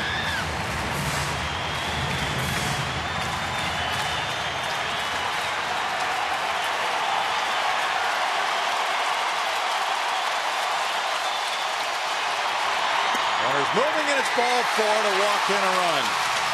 Berkman takes his third walk and gets RBI number 6 of this season. Well, the RBI goes to Berkman. We'll take a look pitch by pitch at this confrontation, trying to work inside. And then a good two-seam fastball over the outside edge. Lance not chasing that inside pitch. Had one to hit there. Another one there, couldn't quite get on top of. A hanging slider. Cueto got away with it. Not biting. And then this final one, not a bad pitch at all. I mean, if I'm Dick Pohl and Dusty Baker, I'd rather walk Berkman there trying to make a perfect pitch to run that ball back to the inside corner than throwing over the fat part of the plate and hope he gets lucky. Johnny Cueto has battled tonight, but now leaving the game after 88 pitches. He trails 1-0.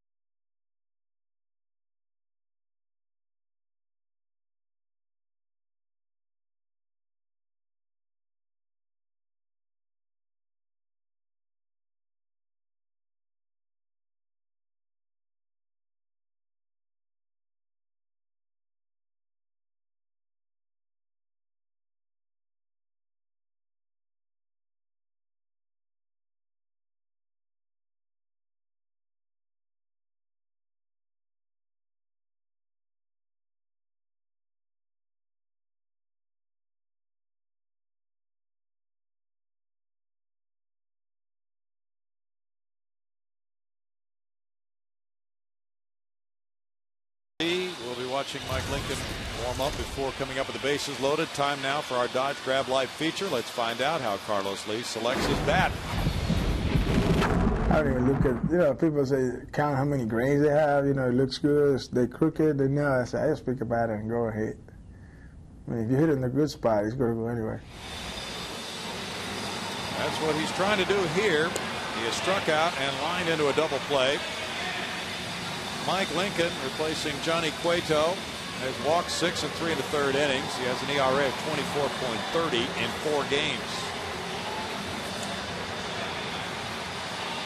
Well, 2 appearances ago, he allowed 5 earned runs in 1 inning of work against the Pirates. The time before that, 4 earned runs in an inning against the Mets. Last time out against Milwaukee a couple days ago, he worked a scoreless inning. That was 3 days ago.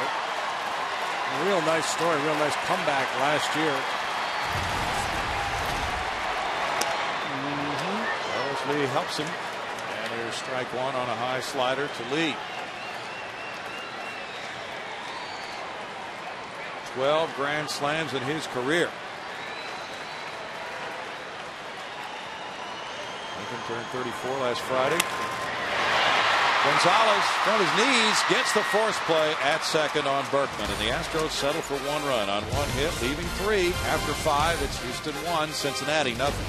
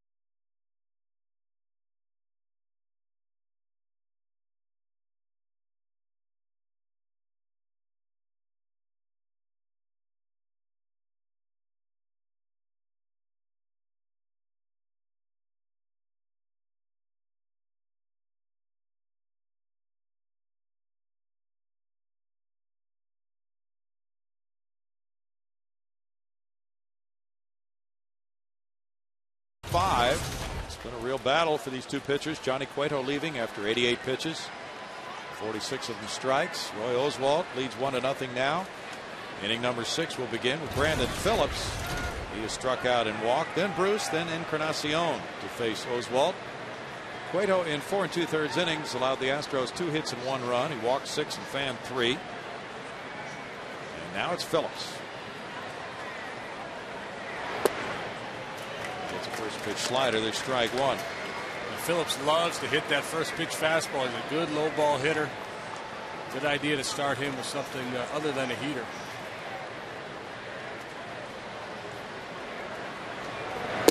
Rhodes wanted it down. He was inside. It's 1 ball, 1 strike.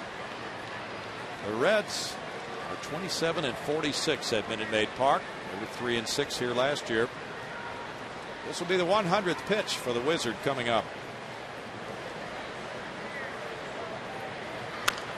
Ground ball, and Roy uses his feet.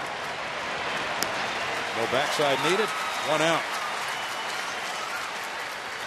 Now that was more of the I'm trying to recover a fumble approach there. He's worked awfully hard. If you talk about hitters going hard down the line when they smell a hit, the pitcher's the same way when they smell it out. I'm willing to get dirty, go hard to pick up one of those slow rollers, whatever it takes. Roy threw 93 pitches in his first start against the Cubs, 89 in his second against the Cardinals. He's at 99 now, and Jay Bruce, the batter. Bruce is 1 for 2. Bruce takes, and that's strike 1 call. He singled to right, and he hit a warning track fly ball to left with 2 men on, and a key out for Roy in this game. Crack bat, foul. No balls and 2 strikes. As Oswalt tries for his first win of the season. And start number 3. A 17-game winner last year. They're happy.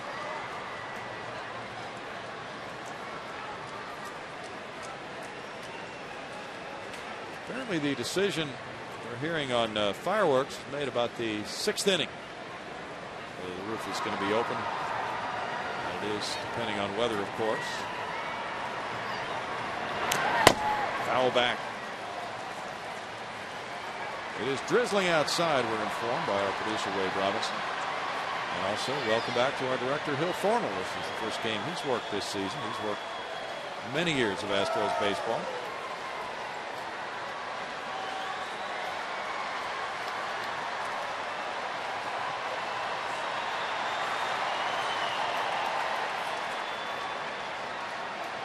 Roy wound up 17-10 last year after a difficult start. Flick foul and out of play.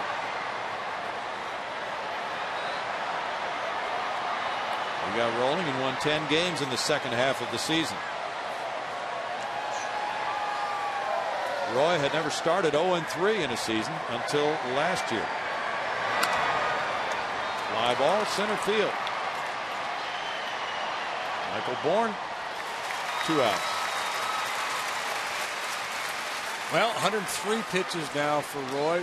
I'm not sure if this is it for him or not. They may run him back out in the 7th, depending on how things go here with Encarnacion.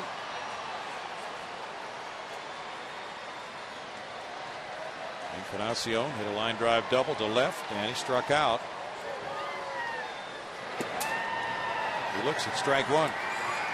The Reds have a young third baseman in the pipeline, Juan Francisco. They like him very much. In the dirt, it's 1-1. Milwaukee and the New York Mets are tied 4-4 at Citi Field. In the top of the 8th inning, Livan Hernandez starting for the Mets. David Bush for the Brewers, both out of the game. Gary Sheffield hit a pinch homer, and that's the 500th home run of his career. Towering fly ball. Carlos Lee for the 3rd out. And that is 7 straight retired by the Wizards. 1-0 Astros.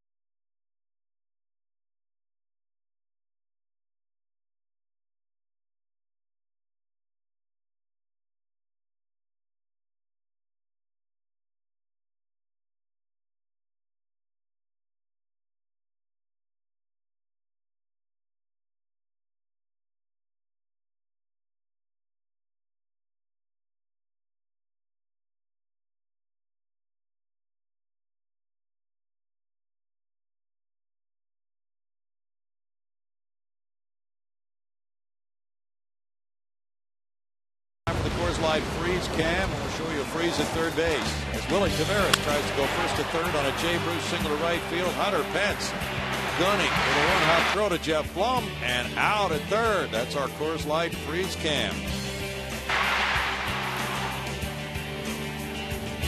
As umpire Paul Nauer looked in and made the call. Now Hunter Pence leaves it off and takes from Mike Lincoln. There's a curve for ball 1. Hunter drew a walk in the 4th inning after hitting a warning track fly ball to right in the 2nd. Astros have been out hit 5-2. Fastball makes it 1-1.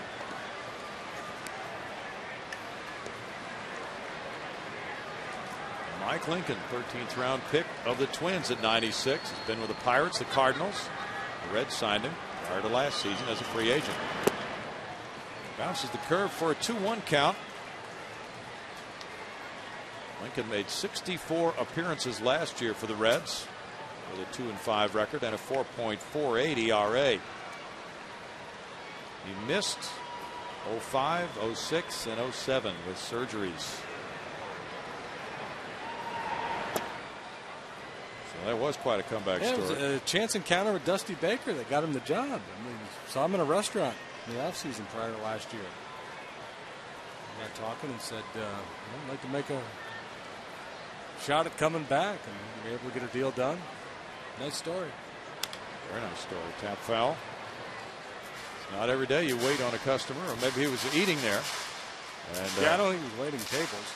Okay. We just saw him at the restaurant and said, hey, I'm looking for a job. And he had pitched for Minnesota and Pittsburgh in the big leagues and St. Louis. Then he had elbow ligament replacement surgery and more surgery and then more surgery. Brandon Phillips takes care of out number 1. He's a very good fielding second baseman, Gold Glove winner. The managers, Dusty Baker and Cecil Cooper, were both outstanding players. Yeah, pretty solid credentials there on the diamond. The home run totals pretty much identical, both over 1,000 RBIs.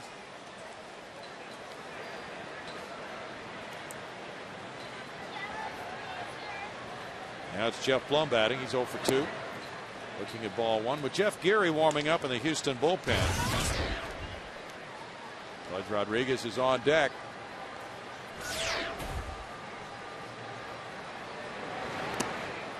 Bouncing, and it's 2 balls, no strikes. The Astros have come out of a 5-game losing streak to win 2 games in a row. They're 3-6. Geary warming up. Astros bullpen has certainly pulled its weight the last 4 games, 15 innings in those 4 games. High drive, right center field toward that bullpen. Jay Bruce is on the track. 2 outs. Just didn't quite get the head of the bat out in front of that one enough.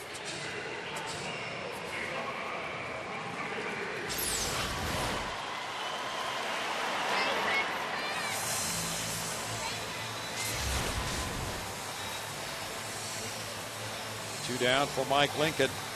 He's retired 3 in a row since entering with the bases loaded.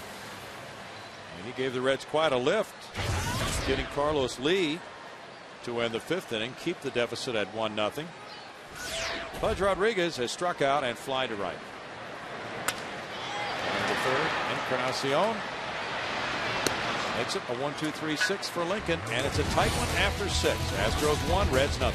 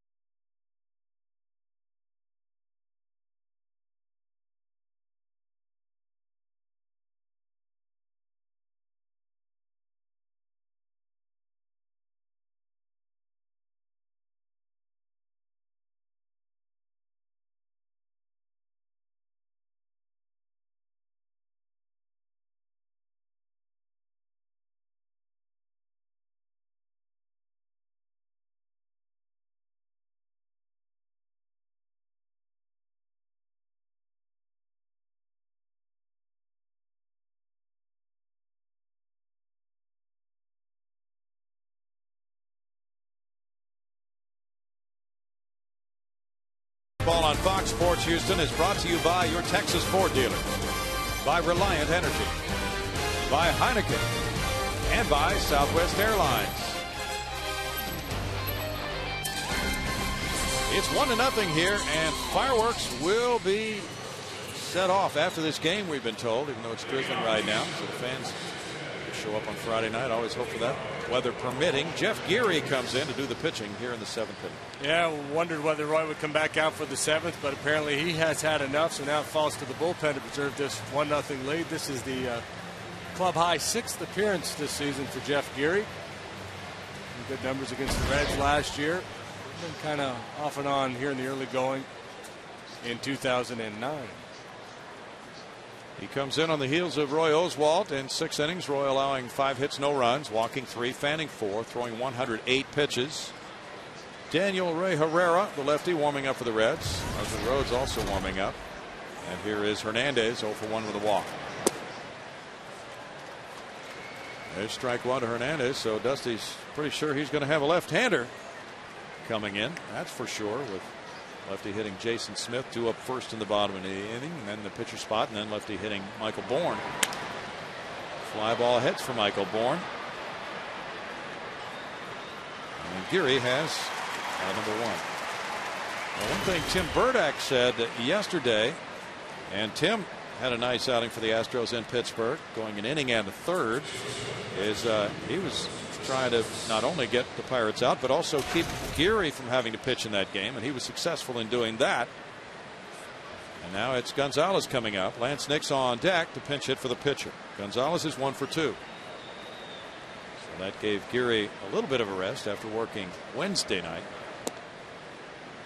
There's ball 1, but as JD indicated, he's been the hardest working Astros reliever so far.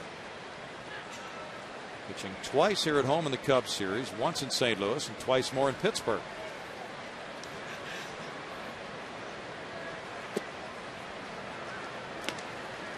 Two balls, no strikes. 1-1, let's make it. All right. So whatever the umpire says, that's what it is. Go with him. Roy continues his excellence in his career against this Reds club. It's been astonishing. Near the right field line, Hunter Pence. 2 outs. Yeah, it doesn't matter. You know, the faces have changed over the years, but something about that uniform brings out the best in Roy. And he battled tonight. I mean, 6 shutout innings, but he had to earn it tonight. Our league leaders, and that includes Roy Oswalt, is brought to you by your Texas Ford dealers, showing you the active pitching wins against a single opponent. Tom Glavine has 33 against Washington and Montreal, 29 against the Phillies, 27 against the Reds. Andy Pettit 25 against Baltimore. Roy Oswalt 23 against the Reds. Darnell McDonald now is coming up with 2 outs, and the Wizard has been mystifying to these Reds hitters again tonight. And the O's Bros very appreciative. It didn't take magic. It just took a really good fastball tonight. Yeah, good fastball and just a real tough-minded approach. Here's a nice rope there. Darnell McDonald takes strike 1. He is 3 for 10 with an RBI. McDonald joining the Reds as a free agent this year. Jeff Blum gets it in between hops. And that is a quick 7th inning for Jeff Geary. It took him only 7 pitches to get 3 outs, 1-0 Astros.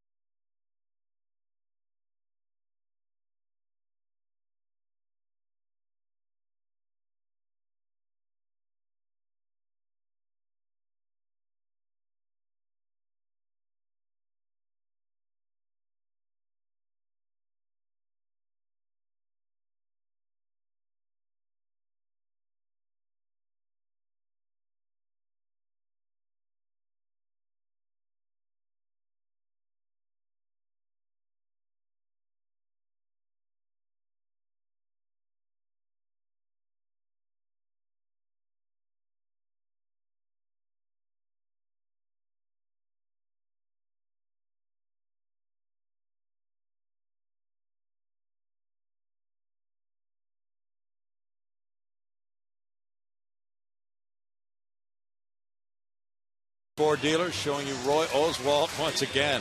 How could you be any better than that? 6 scoreless innings, 4 strikeouts, 3 walks for Roy, 108 pitches, leading with a 1-0 lead. Johnny Cueto, who really had excellent stuff, didn't give up a hit until an infield hit in the 4th. But then he had the walk to Oswalt with 2 outs. That started the rally. Berkman bases loaded walk. That had scored the only run of this game. Lincoln and Geary have been very successful in relief. And now the Astros come up with a home 7th inning facing Daniel Ray Herrera. And he has no wins or losses and an ERA of 6.75. Herrera from Permian High School up in Odessa, lives in Austin now. And we talked about Roy and Cueto not being really big. Roy at 6 foot, Cueto 5'10". Herrera listed at 5'6". Wow, that's fun. Yeah, he's a Scroogey master. Screwball is his best pitch. Jason Smith doesn't go for that one. And he might not want to throw that pitch to a left-handed batter. Scroogey is usually a pitch that a lefty wants to throw to a right-hander. Jason Smith to left center field. To the warning track for Willie T. 1 out. Go Jason. Jason, of course, in the truck doing our audio tonight. Got a fan club, eh, Jason? Yeah, got a lot of fans here. Now, Jason Michaels will be the pinch hitter for Jeff Geary, who needed only 7 pitches in a 1-2-3 7th inning. And there's our Firestone box score showing you the breakdown of the Astros hitters in this lineup as Michaels tries to come through against Herrera. I think that looked like a screwball, J.D. Well, he throws a 2-seam fastball that sinks down in the way. I think Johnny Franco without the resume. But it's a similar approach, a sinking fastball and then the screwball that'll throw with the same delivery. It'll have the same action, but it'll be a whole lot slower than the 2-seam fastball. There it is there. Oh, yeah. 1-1 to Jason Michaels, who's 1 for 9 with the Astros. He's 0 for 4 pinch hitting. He's been getting some starts against lefties. And that one really broke a lot. It's 73 miles per hour. Big curveball. That one that was more of a curveball. Broke in on Michaels. But sometimes, a changeup, sometimes you get your hand around it. A screwball essentially is a changeup. There it is there. Yeah. That's the straight Scroogey there. It really cranks it. You have to turn it over hard. Anytime you throw a pitch, your hand pronates, kind of rotates in a clockwise fashion. Really? But when he throws a screwball, he really turns it over. So your palm would be facing out away from your body if you were to throw that pitch. Right. And if you follow video of any pitcher, ultimately his hand will do that. But he's going to start that motion a whole lot earlier at the top of his delivery. It's 3-2. Little lefties like Herrera, really fun to watch. And the Reds back in the 70s had a little lefty named Freddie Norman. He threw the screwball. He was with San Diego and some other clubs too. Really was an artist in throwing that Scroogey, mixing it up. Tom Browning threw a Scroogey for the Reds. That's true. I forgot about that. There's a pinch walk. Jason Michaels is on. Walks really mounted. That's number 7 for Reds pitchers tonight.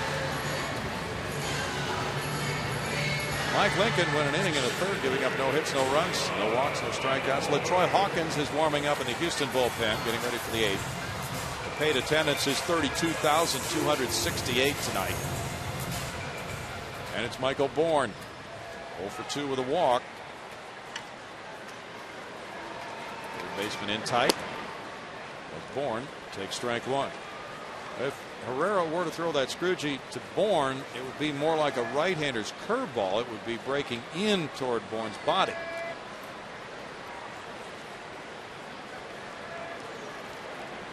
Earl Hubble is well known for throwing that screwball.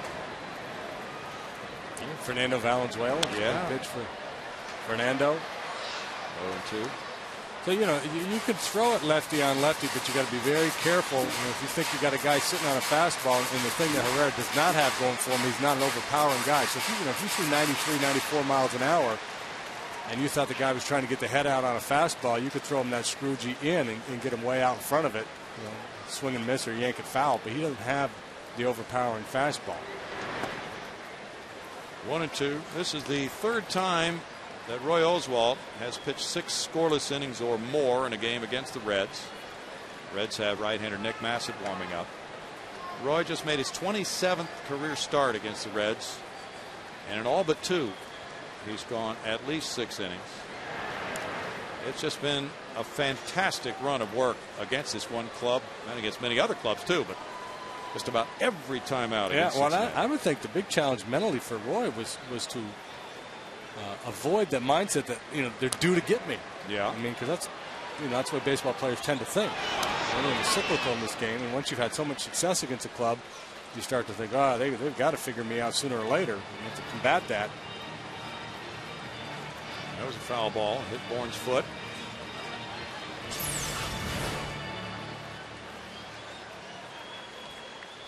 And then Hernandez pounced on it. I couldn't tell if it hit him or not. Ed Rapuano there at first base was making that call. Good teamwork by the umpires.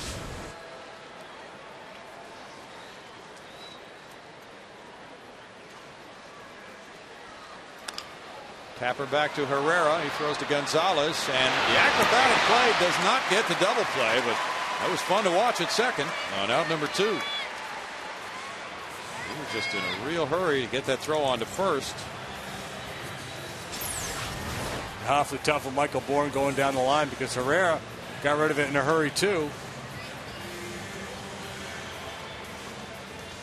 That's quick. Had to reach back and put him in an awkward position, but I think even with a perfect feed, I don't think they get Bourne there. Herrera is leaving. Nick Massett coming in. 1-0 Houston. Back in a moment.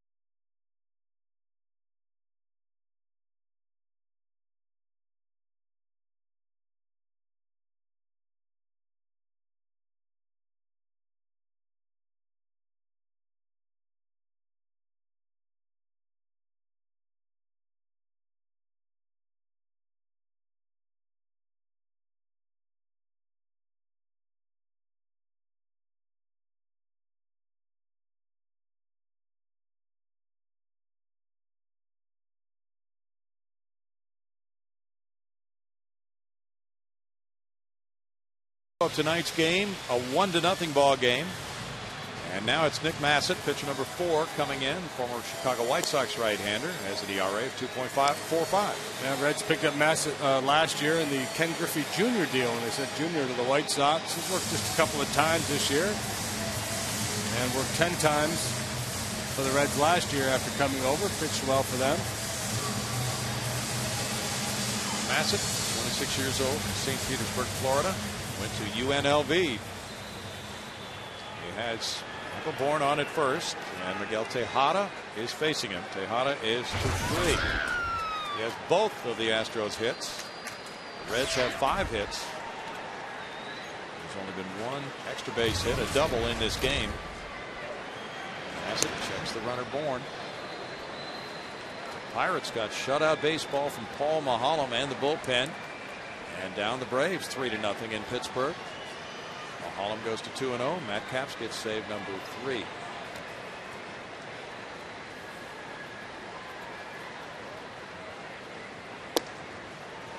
Pirates are now 5-5. There's ball 1.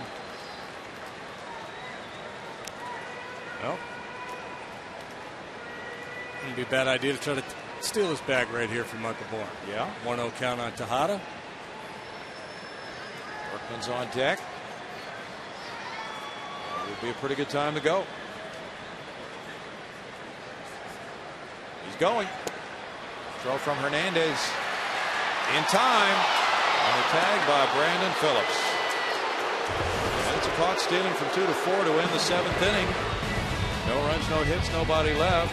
Hernandez comes up with a big throw, and Phillips the tag to keep it at 1-0 Astros. Moving to the 8th.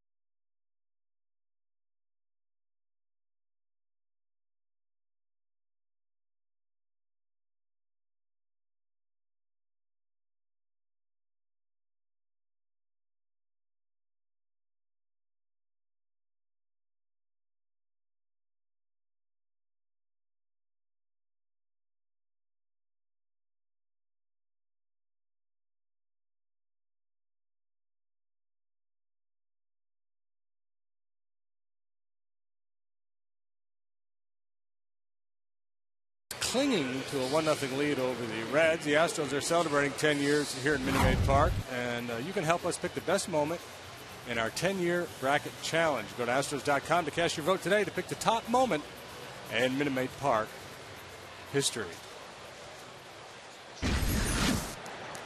LaTroy Hawkins comes in, 1-0 Astros. He'll pitch the 8th inning for Houston. Yesterday he got a save, his first since August 4th of last year. Last year against the Reds, he had an ERA of 0 for 7 games. And this season, in 4 games, in 4 innings, he's allowed 7 hits. It doesn't always work out that your leadoff man leads off an inning other than the first, but Willie Taveras, for the 4th time tonight, will lead off an inning. He's 0 for 2 with a walk. He sails high, ball 1. Hawkins is pitching for the 3rd straight day. Pitched Wednesday night in the Astros 4-1 win. He came in with a 1-run lead in the 8th and worked a scoreless inning. And then yesterday, the scoreless inning to finish it. And a 6-3 win and get that save. Ball 30 sideline yesterday. Bunted in the air. Berkman will field it on a bounce and then dive and beat Taveras.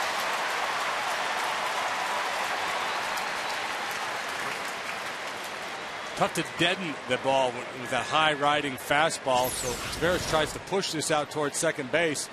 He gets it a little bit too much towards the line, and Lance able to jump on it, but still not an easy play with Willie's speed. That's true. I was just thinking he was kind of in between hops there. If he bobbles it, Willie's safe. Well, that's 1 out, and Dickerson comes up. He's 1 for 3. The first time LaTroy Hawkins pitched here, the 2nd night of the season, he came in with a 1-run lead and gave up a homer to Alfonso Soriano in the 8th inning. Dickerson was strike one. Yeah, that's when you analyze LaTroy's game, that's the one thing that makes you a little nervous. He's a fly ball pitcher, prone to giving up the long ball. Protecting a 1-run lead late like that, a little dicey. Berkman close to the line at first. Dickerson bounces it foul. No balls, 2 strikes. Astros bullpen has pitched well the last 4 games.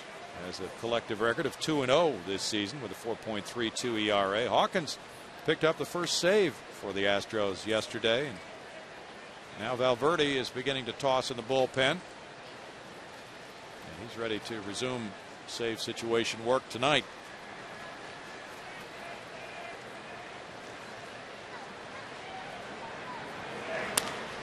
Ground ball, Berkman again. Tossing to Hawkins. 2 outs. Our replay of the game is brought to you by Chivas, showing you Pudge Rodriguez on a stolen base try in the first by Dickerson. He gets it there for Miguel Tejada to make the tag.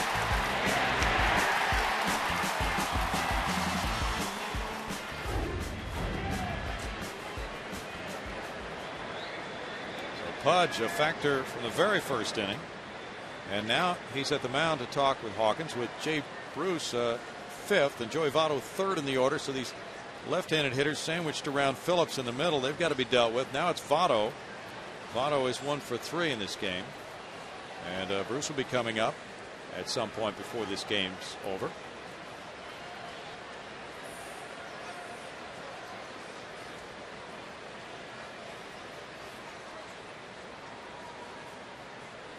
The Yankees won at Yankee Stadium today over Cleveland, 6-5. Home run from Derek Jeter in the 9th inning, in the 8th inning. That's strike one to Votto. So the Yankees now 1-1 at New Yankee Stadium. They were only under 500 at the previous Yankee Stadium twice. They were 10-11 and 11-12 in 1923. Wow, is that in their entire history? Yeah. 0-2. Even during the Horace Clarke era? Well, I think what that means is the record all time in that stadium, not at any point in any season. But it says here the Yankees, who lost their stadium opener on Thursday, were under 500 at the previous Yankee Stadium only twice. So take that to mean whatever you will. That's probably true. Somebody did their homework. Elias Sports Bureau. 1 ball and 2 strikes. They're usually pretty dependable. Yes, they are. Troy Hawkins and his family went to the presidential inauguration. Special time for that family. Good history lesson for the kids.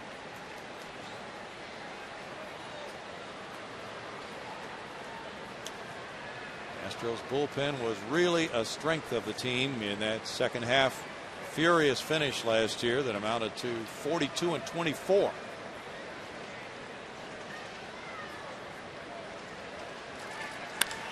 Slicing line drive left field. Carlos Lee over to try to make it a single, but Votto's running hard to second base. Here's the throw from Lee, and it's a double. Well, Votto, coming up with the second extra base hit of this game by anybody, is 2 for 4. A chance now for Brandon Phillips to tie this game with a base hit. The Astros are playing very deep in the outfield to try to prevent the WC. Carlos with his heels on the warning track as that pitch is delivered, but not able to cut it off, opting to play it off the wall, and Votto beats the throw. And that's Joey Votto's strength right there. Hits the ball all over the ballpark. And in this ballpark, the hitter usually has to run hard to get to a double if he hits it in that area. It's a short throw for the left fielder. 3 doubles for Votto. Brandon Phillips comes up in a 1-0 game with a runner at second and 2 outs. He's 0 for 2 with a walk.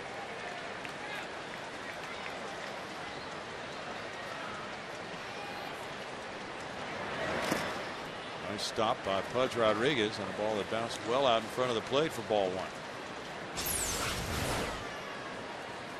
Yeah, fastball down, and third straight time that LaTroy has pitched, and it didn't quite have the life on his fastball here tonight. So he's a little bit vulnerable out there this evening. Well, he said in a story after yesterday's game, he didn't want to turn down the ball. He said later on in the season, if the appearances really start piling up, that might be a time to say, hey, day off would be good, but not now.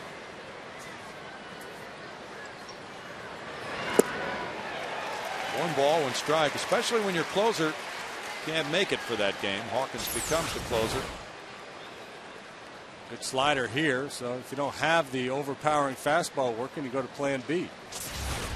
Let's in a few more breaking balls.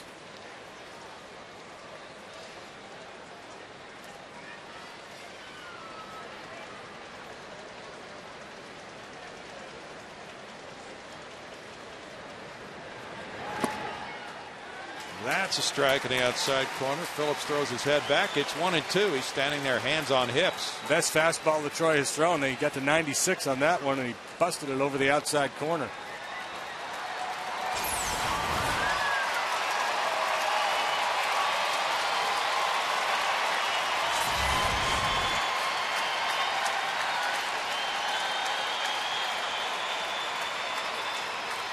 Jay Bruce on deck. Phillips grounds it slowly to short. Tejada with the throw. Big out for the Astros and LaTroy Hawkins. No runs ahead. A runner stranded in scoring position. 1-0 Houston in the middle of the eighth.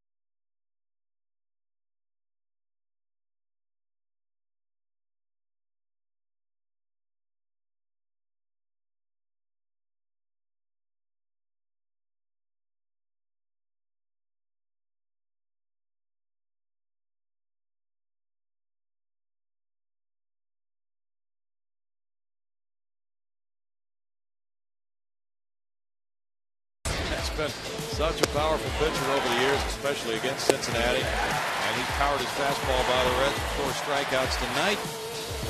He walked 3. He really was able to be precise when he had to be, including the use of his right backside. Getting Willie Taveras back in the 5th inning and got out of bases loaded trouble in the second. Bases loaded, 1 out, striking out Gonzalez and Cueto in a very tight game when Cueto was throwing well early. Now it's still 1-0 as the Astros look for some cushion in the bottom of the 8th inning against Nick Massett. Tejada, Berkman, and Lee. Tejada's 2 for 3.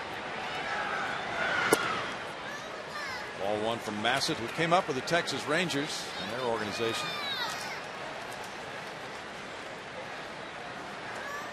He was an 8th round pick in 2000. Last year he made 42 appearances with the White Sox and Cincinnati combined. It's 2-0. Shade Miggy a step or so the other way in the outfield. He likes to hit the ball to right field. Taveras cheating that way just a little bit.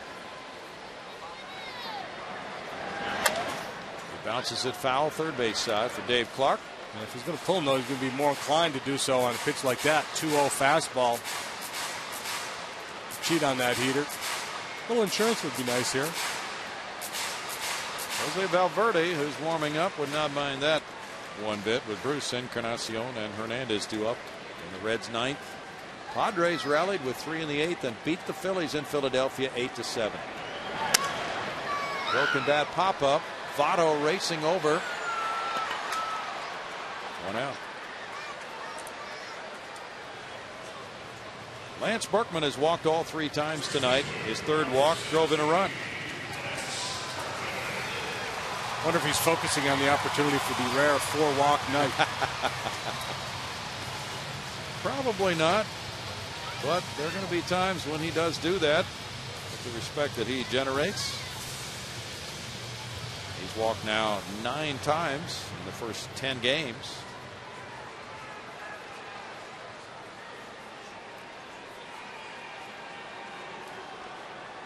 Scott Hairston, Luis Rodriguez, and Nick Hundley hit long balls for the Padres in their 8-7 win. And Heath Bell got his 6th save. He's on a Trevor Hoffman-like pace.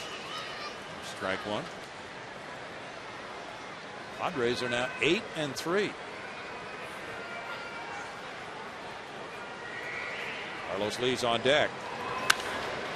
This fly ball hits for left field. It hangs up there. Dickerson. 2 outs. And we were talking earlier about what the Reds scouting meetings may have been like before this series, and I wouldn't be surprised if at some point we said, hey, we're not going to let Berkman beat us. So wouldn't it be ironic if that the RBI walk proved to be the difference maker in this game? Truly. Dickerson having a little equipment issue out there? Or? Well, it's like broken gloves. Yeah. Let's see what happened there. There's a string loose. Yeah, there's a hole in that glove. Needs to be done. Must have borrowed that from Charlie Brown. If you're traveling and you can't watch your Astros, you can always catch the game on your computer with MLB.tv. The ultimate baseball experience, featuring 100 out-of-market games per week live on your computer, and you can catch those you missed on demand. For more details, visit Astros.com, where baseball is always on. Dickerson has another glove, and he trots back to left field. Fans have been purchasing grab bags tonight in the stands. Astros in Action Foundation passing out those grab bags with autographed baseballs for $50 to raise dollars for the families of the 2 firemen who perished recently. Carlos Lee with ball 1. We saw the players busily autographing those items before the game tonight. Proceeds donated to the 100 Club, which supports the families of fallen policemen and firemen. It's 2 balls, no strikes. Hunter Pence on deck. A 1-0 game in the 8th. All the offense in Major League Baseball today. That goes against the grain. Yeah. Well, the Astros in that Cubs series, they hit 5 home runs in that game and lost. Yeah. Tonight, if they hang on, they could win a game with getting 2 hits. Both singles. They might have to do it. Brandon Phillips underneath. And the Astros go out quietly in the 8th inning. And now it'll be Jose Valverde back in a closing situation. 1-0 going to the 9th.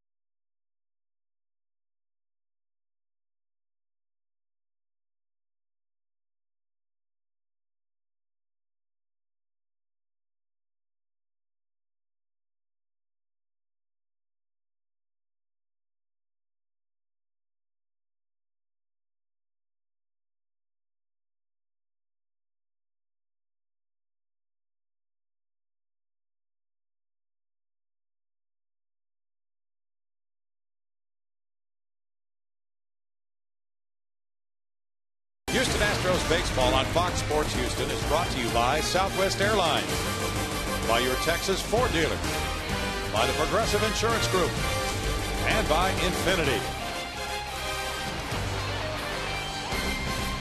It's Jose Valverde with a 1-0 lead. The Reds have 6 hits. Darren Erstad is the Astros left fielder. He's batting ninth. Carlos Lee coming out of the game. The pitcher Valverde going into the cleanup spot in the order. And now it's Valverde to face Bruce, Encarnacion, and Hernandez. Looking for his first save this year. He's had 10 of those against the Reds in his career. Last year, 6 saves against Cincinnati in 6 tries with a .117 earned run average. No margin for error. And it's Jay Bruce to lead it off. Bruce 1 for 3 in this game. Ball 1 to Bruce. Encarnacion on deck.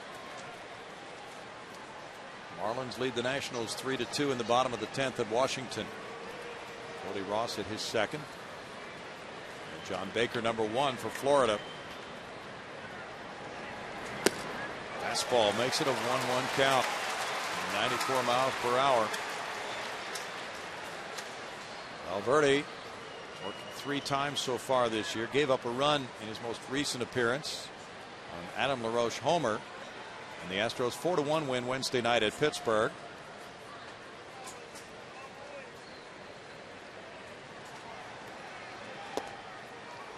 It's 2 balls and a strike. Valverde tied the club record with 44 saves last year, a mark set by Billy Wagner. He had 47 saves for Arizona in 07.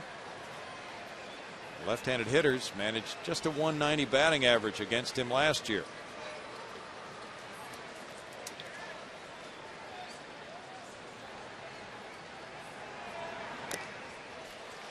It's 2-2.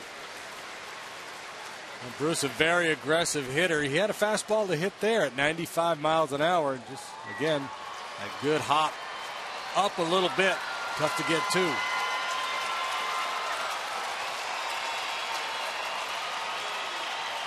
The Astros grabbed a 1-run win in the 10th here against the Cubs in the second game of the season.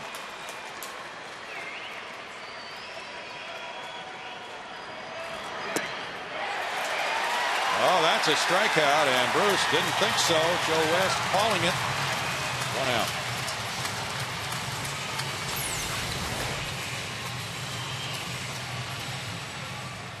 Take advantage of his anxiousness.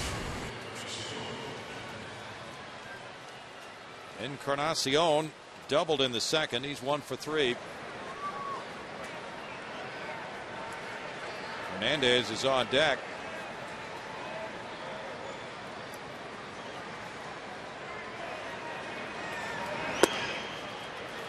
Ball 1 to the third baseman.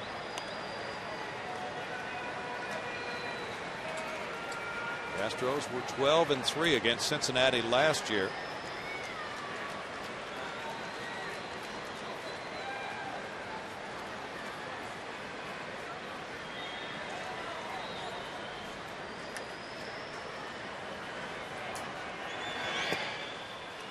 It's 2-0. Stay tuned for Astros Live after the game tonight. Jose not particularly sharp with his command here. Bruce did him a favor going out of the strike zone a couple of times. And Encarnacion, if you get ahead of him, is inclined to do that as well, but a little bit tougher when you start him ball 1, ball 2. Nothing but fastball so far from the big man.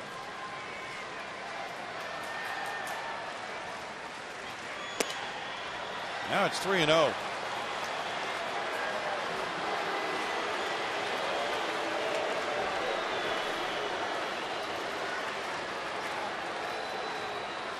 Valverde trying to avoid his first walk of the season.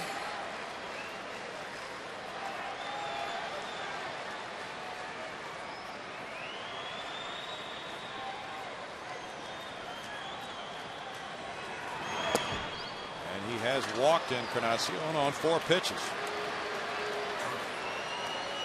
It's walk number 4 for Astros pitching. Rodriguez out, and Dewey Robinson will follow.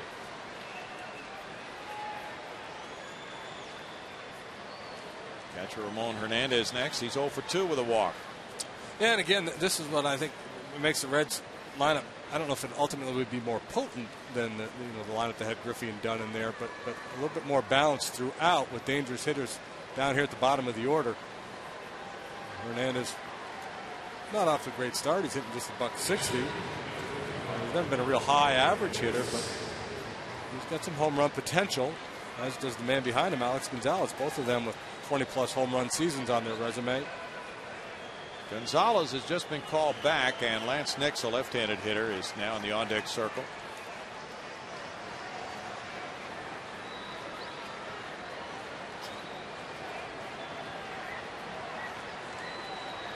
That one sails, and it's ball 1. Well, Bernie had some early season difficulties last year. The Astros were in Philadelphia. He watched some tape and decided his positioning of his hands was not quite right, and he changed that and became very effective afterwards.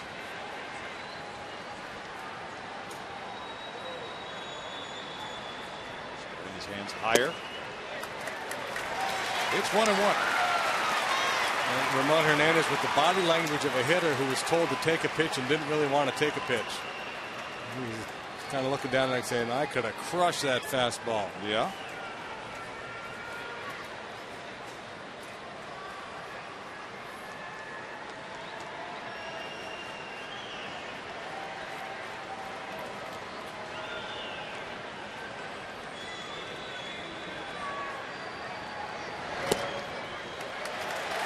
A strike makes it 1-2 to Hernandez. He looks back at Joe West.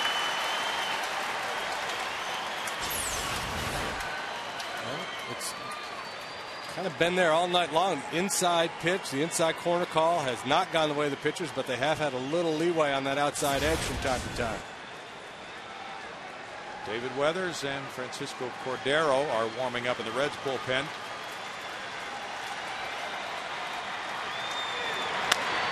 Line drive right field to corner, and Hunter Pence looks up. That is out for a 2-run line drive homer for Ramon Hernandez. And the Reds grab the lead 2-1 as Hernandez on a 1-2 pitch lined it out to right field. Home run number 1 as a Red for Hernandez. And it looked like he was beat by that fastball. It was kind of an emergency swing home run. It's not like he went out there and drove that ball. It was just up, and he was strong enough to push it over the wall in right field.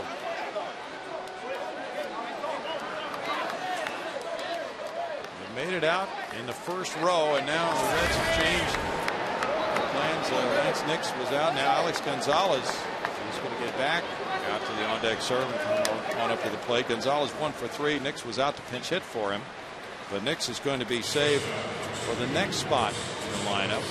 Yeah, and the Reds have the lead now, so they want their shortstop in the ball game. What a change as Hernandez gives the Reds the 1-run lead. Cordero already warming up. Now he'll get a chance to pitch in the bottom of the 9th with a lead. That's a tough hang with him with Roy. He really battled tonight in his 6 shutout innings.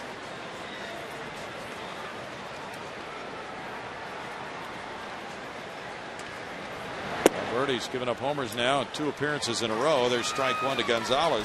Yeah, and that's, he gave up 10 home runs last year in 72 innings. That's just the nature of his game. He does not have great fastball command. He's got a great fastball. And if he falls behind and hitters are sitting fastball, he'll catch up to it. Down to the third. Jeff Blum backing up to get the hop. Goes to Berkman. 2 outs. The Astros have Pence, Blum, and Rodriguez due up in the bottom of the inning. Now it's Lance Nix pinch hitting for Nick Massett. Could be the winning pitcher. It's going to be so tough to do mentally when you're a closer and you come in and you give up the lead, and you still got work to do to try to keep the club from doing any more damage against you, because I mean it's a tough scenario. Nix is 2 for 6 with an RBI. As a pinch hitter, 2 for 4 with an RBI. Former Texas Ranger.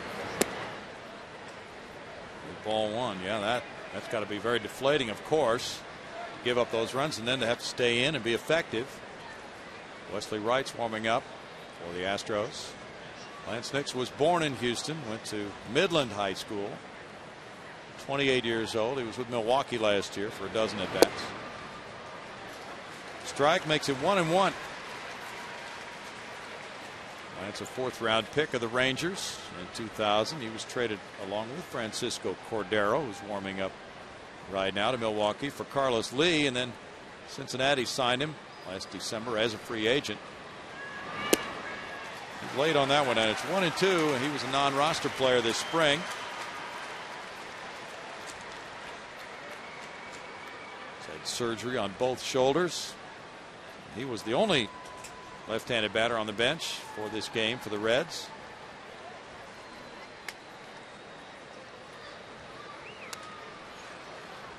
Fouls it away. It's still a 1-ball, 2-strike count.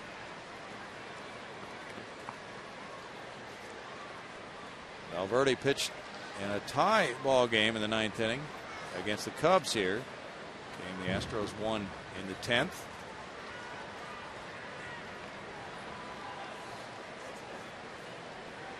This is his first real save situation of the year. It's 2-2. The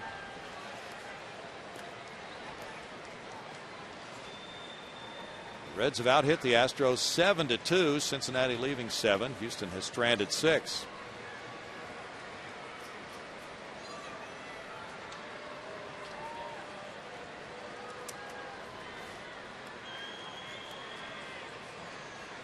Now, last year, Jose blew 3 of his first 5 save opportunities before getting on a real roll.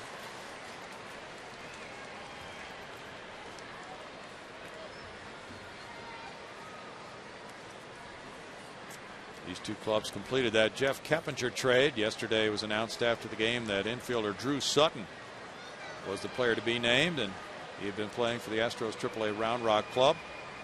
He's now reporting to Class AAA Louisville for the Reds. Now it's a full count to pinch hitter Lance Nix.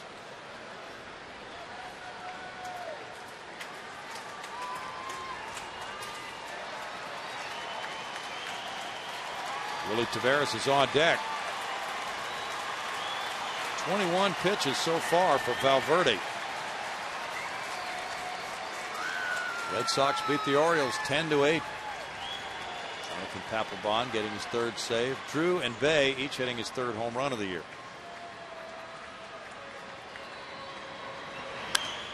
Fouled away by Lance Nix. Yeah, it's kind of peculiar to say in a 2-1 ball game, but almost none of the pitchers in this game have had it easy. I mean, they've all had to work hard for their outs. There have been a total of only 7 strikeouts by both teams in this game. 8 now.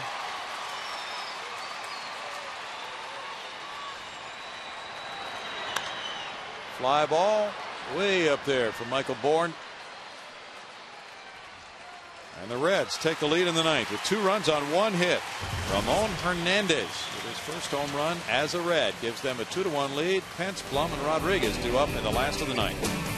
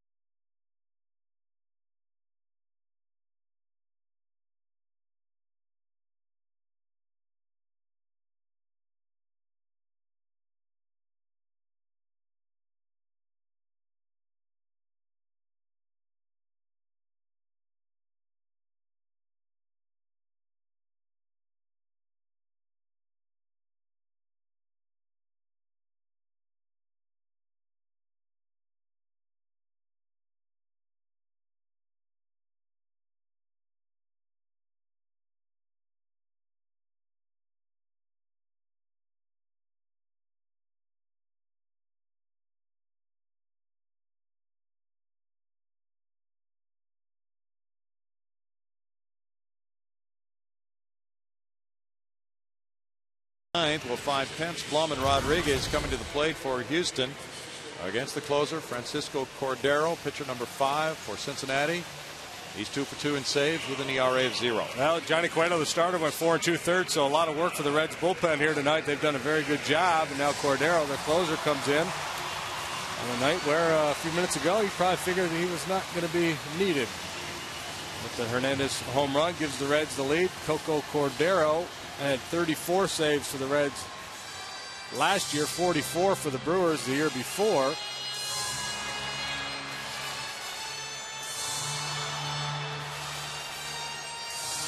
And last year against the Astros, he was 0-1 with an ERA of 7.20. Hunter Pence homered off him last year. And now Hunter leads it off here in the 9th inning, 0 for 2 with a walk. Cordero with 213 career saves, ranks 34th on the all-time list. That went low for ball 1. The Astros have had only 2 singles in this game by Miguel Tejada in the 4th and 5th innings. One of those an infield hit. Pence charming.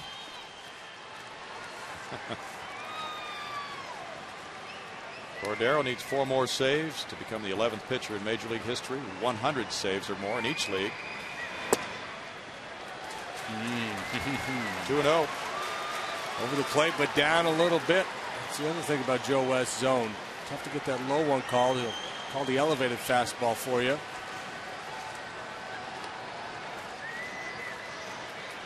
You ready to hit here, Hunter? Attaboy. Good rip. 2-1. Yeah, with his pop, you don't want him, taking that fastball. Good, healthy cut at it. 95 miles per hour. A well-rested Coco Cordero, who last pitched on Monday at Milwaukee, getting a save with 1 scoreless inning. And it's fouled for a 2-2 count. That one clocked at 97 miles an hour. He's obviously got good stuff here tonight. He also features a good hard slider. He hasn't featured yet.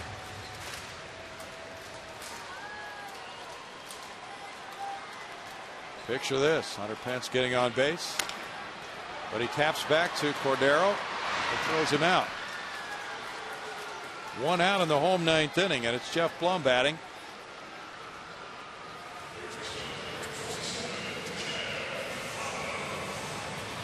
Jeff 0 for 3. Pudge Rodriguez on deck.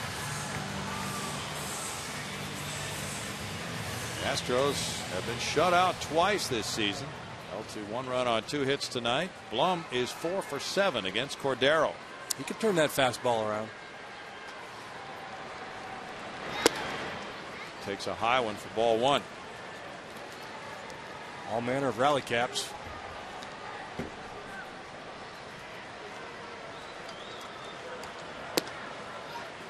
Now it's even at 1 ball 1 strike. Cordero signed with Detroit in '94, traded to Texas, then on to Milwaukee. The Reds signing him to a 4-year, $46 million deal in December of '07, addressing their bullpen woes over the previous years.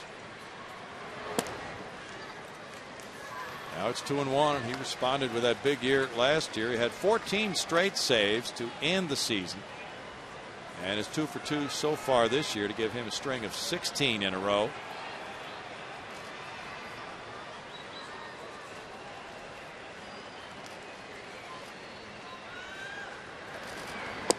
Hmm. 2-2. Splitter or something there. That was nasty. After all those 96-mile-an-hour fastballs. That had some serious movement away from Jeff Blum.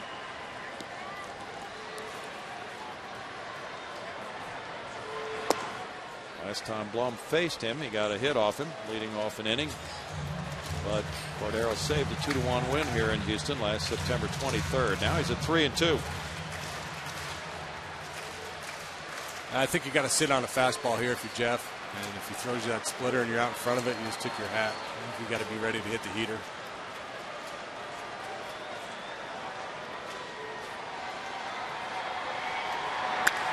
Blum up the middle, line drive, hit center field. He did that. Nice short stroke.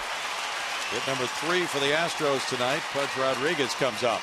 Yep, 96-mile-an-hour fastball, but it was up, and Jeff didn't try to do too much with it. He tries to yank that ball. It's probably a lazy fly ball. He just stays through it, punches it into center. Dave Clark flashing signs after that Blum single. Reg Rodriguez looked down at third base. Blum has a short lead at first. Pudge 0 for 3, strikeout, fly ball to right, ground ball to third.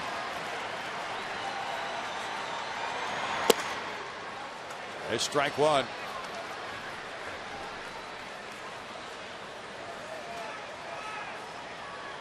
Two former Texas Rangers squaring off. 3 career walk-off homers for Pudge.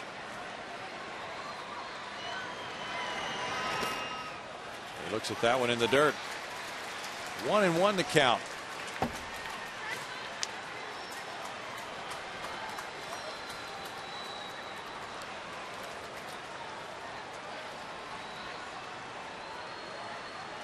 These former battery mates will help decide who wins tonight. It's fouled back, and it's 1-2.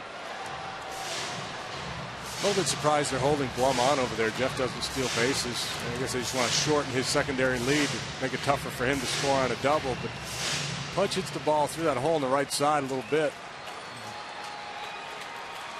I'd be more inclined to play behind him and try to cover that hole. Still a 1-2 count. Jason Smith is in the on-deck circle.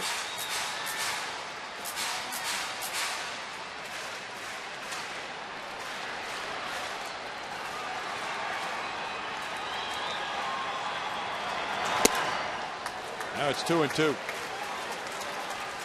Good pinch run for Jeff, but I'm just not sure, with Matsui and Keppinger, how healthy they are. Whether Right.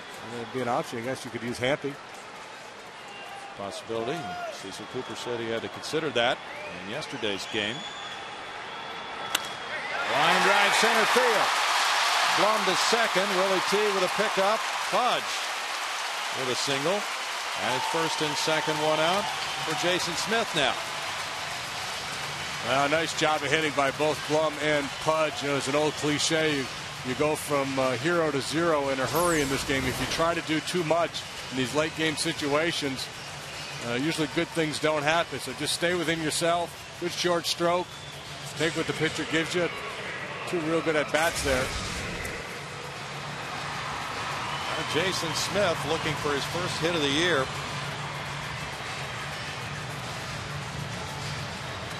First and second, one out for Smith. 0 for 3 in this game. 0 for 9 as an Astro. And sails far. Outside and high for ball 1.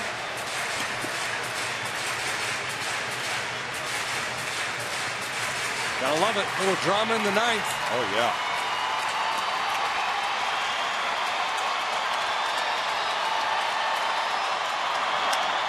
Fly ball, foul. Get out of here. Encarnacion back. Yeah, it hit the roof.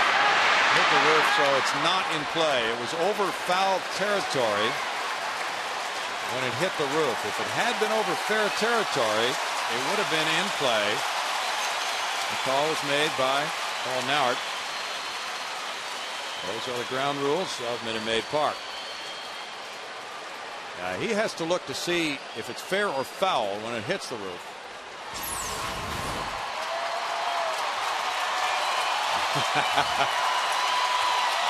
It was caught, but it didn't count. 1-1. What a time this would be for Jason Smith to set this crowd on fire. 2 balls and a strike. 31-year-old journeyman. Been in the big leagues since 01 with the Cubs. Tampa Bay, Detroit, Colorado, Toronto, Arizona, Kansas City. A revolving door for him, looking for a home here in Houston. Up the middle, double play ball to Phillips. There's a toss, and Gonzalez makes it a 4-6-3 double play to end it. And the Reds rescue this one in the 9th, coming up with a 2-run homer from Hernandez. after being dominated by the Astros 12-3 in the season series last year. Cordero picks up the save, and they win it tonight 2-1. Our next Astros telecast comes your way tomorrow on Fox Sports Houston. It's game 2 of this series. Coverage begins with a pregame show at 5:30 p.m.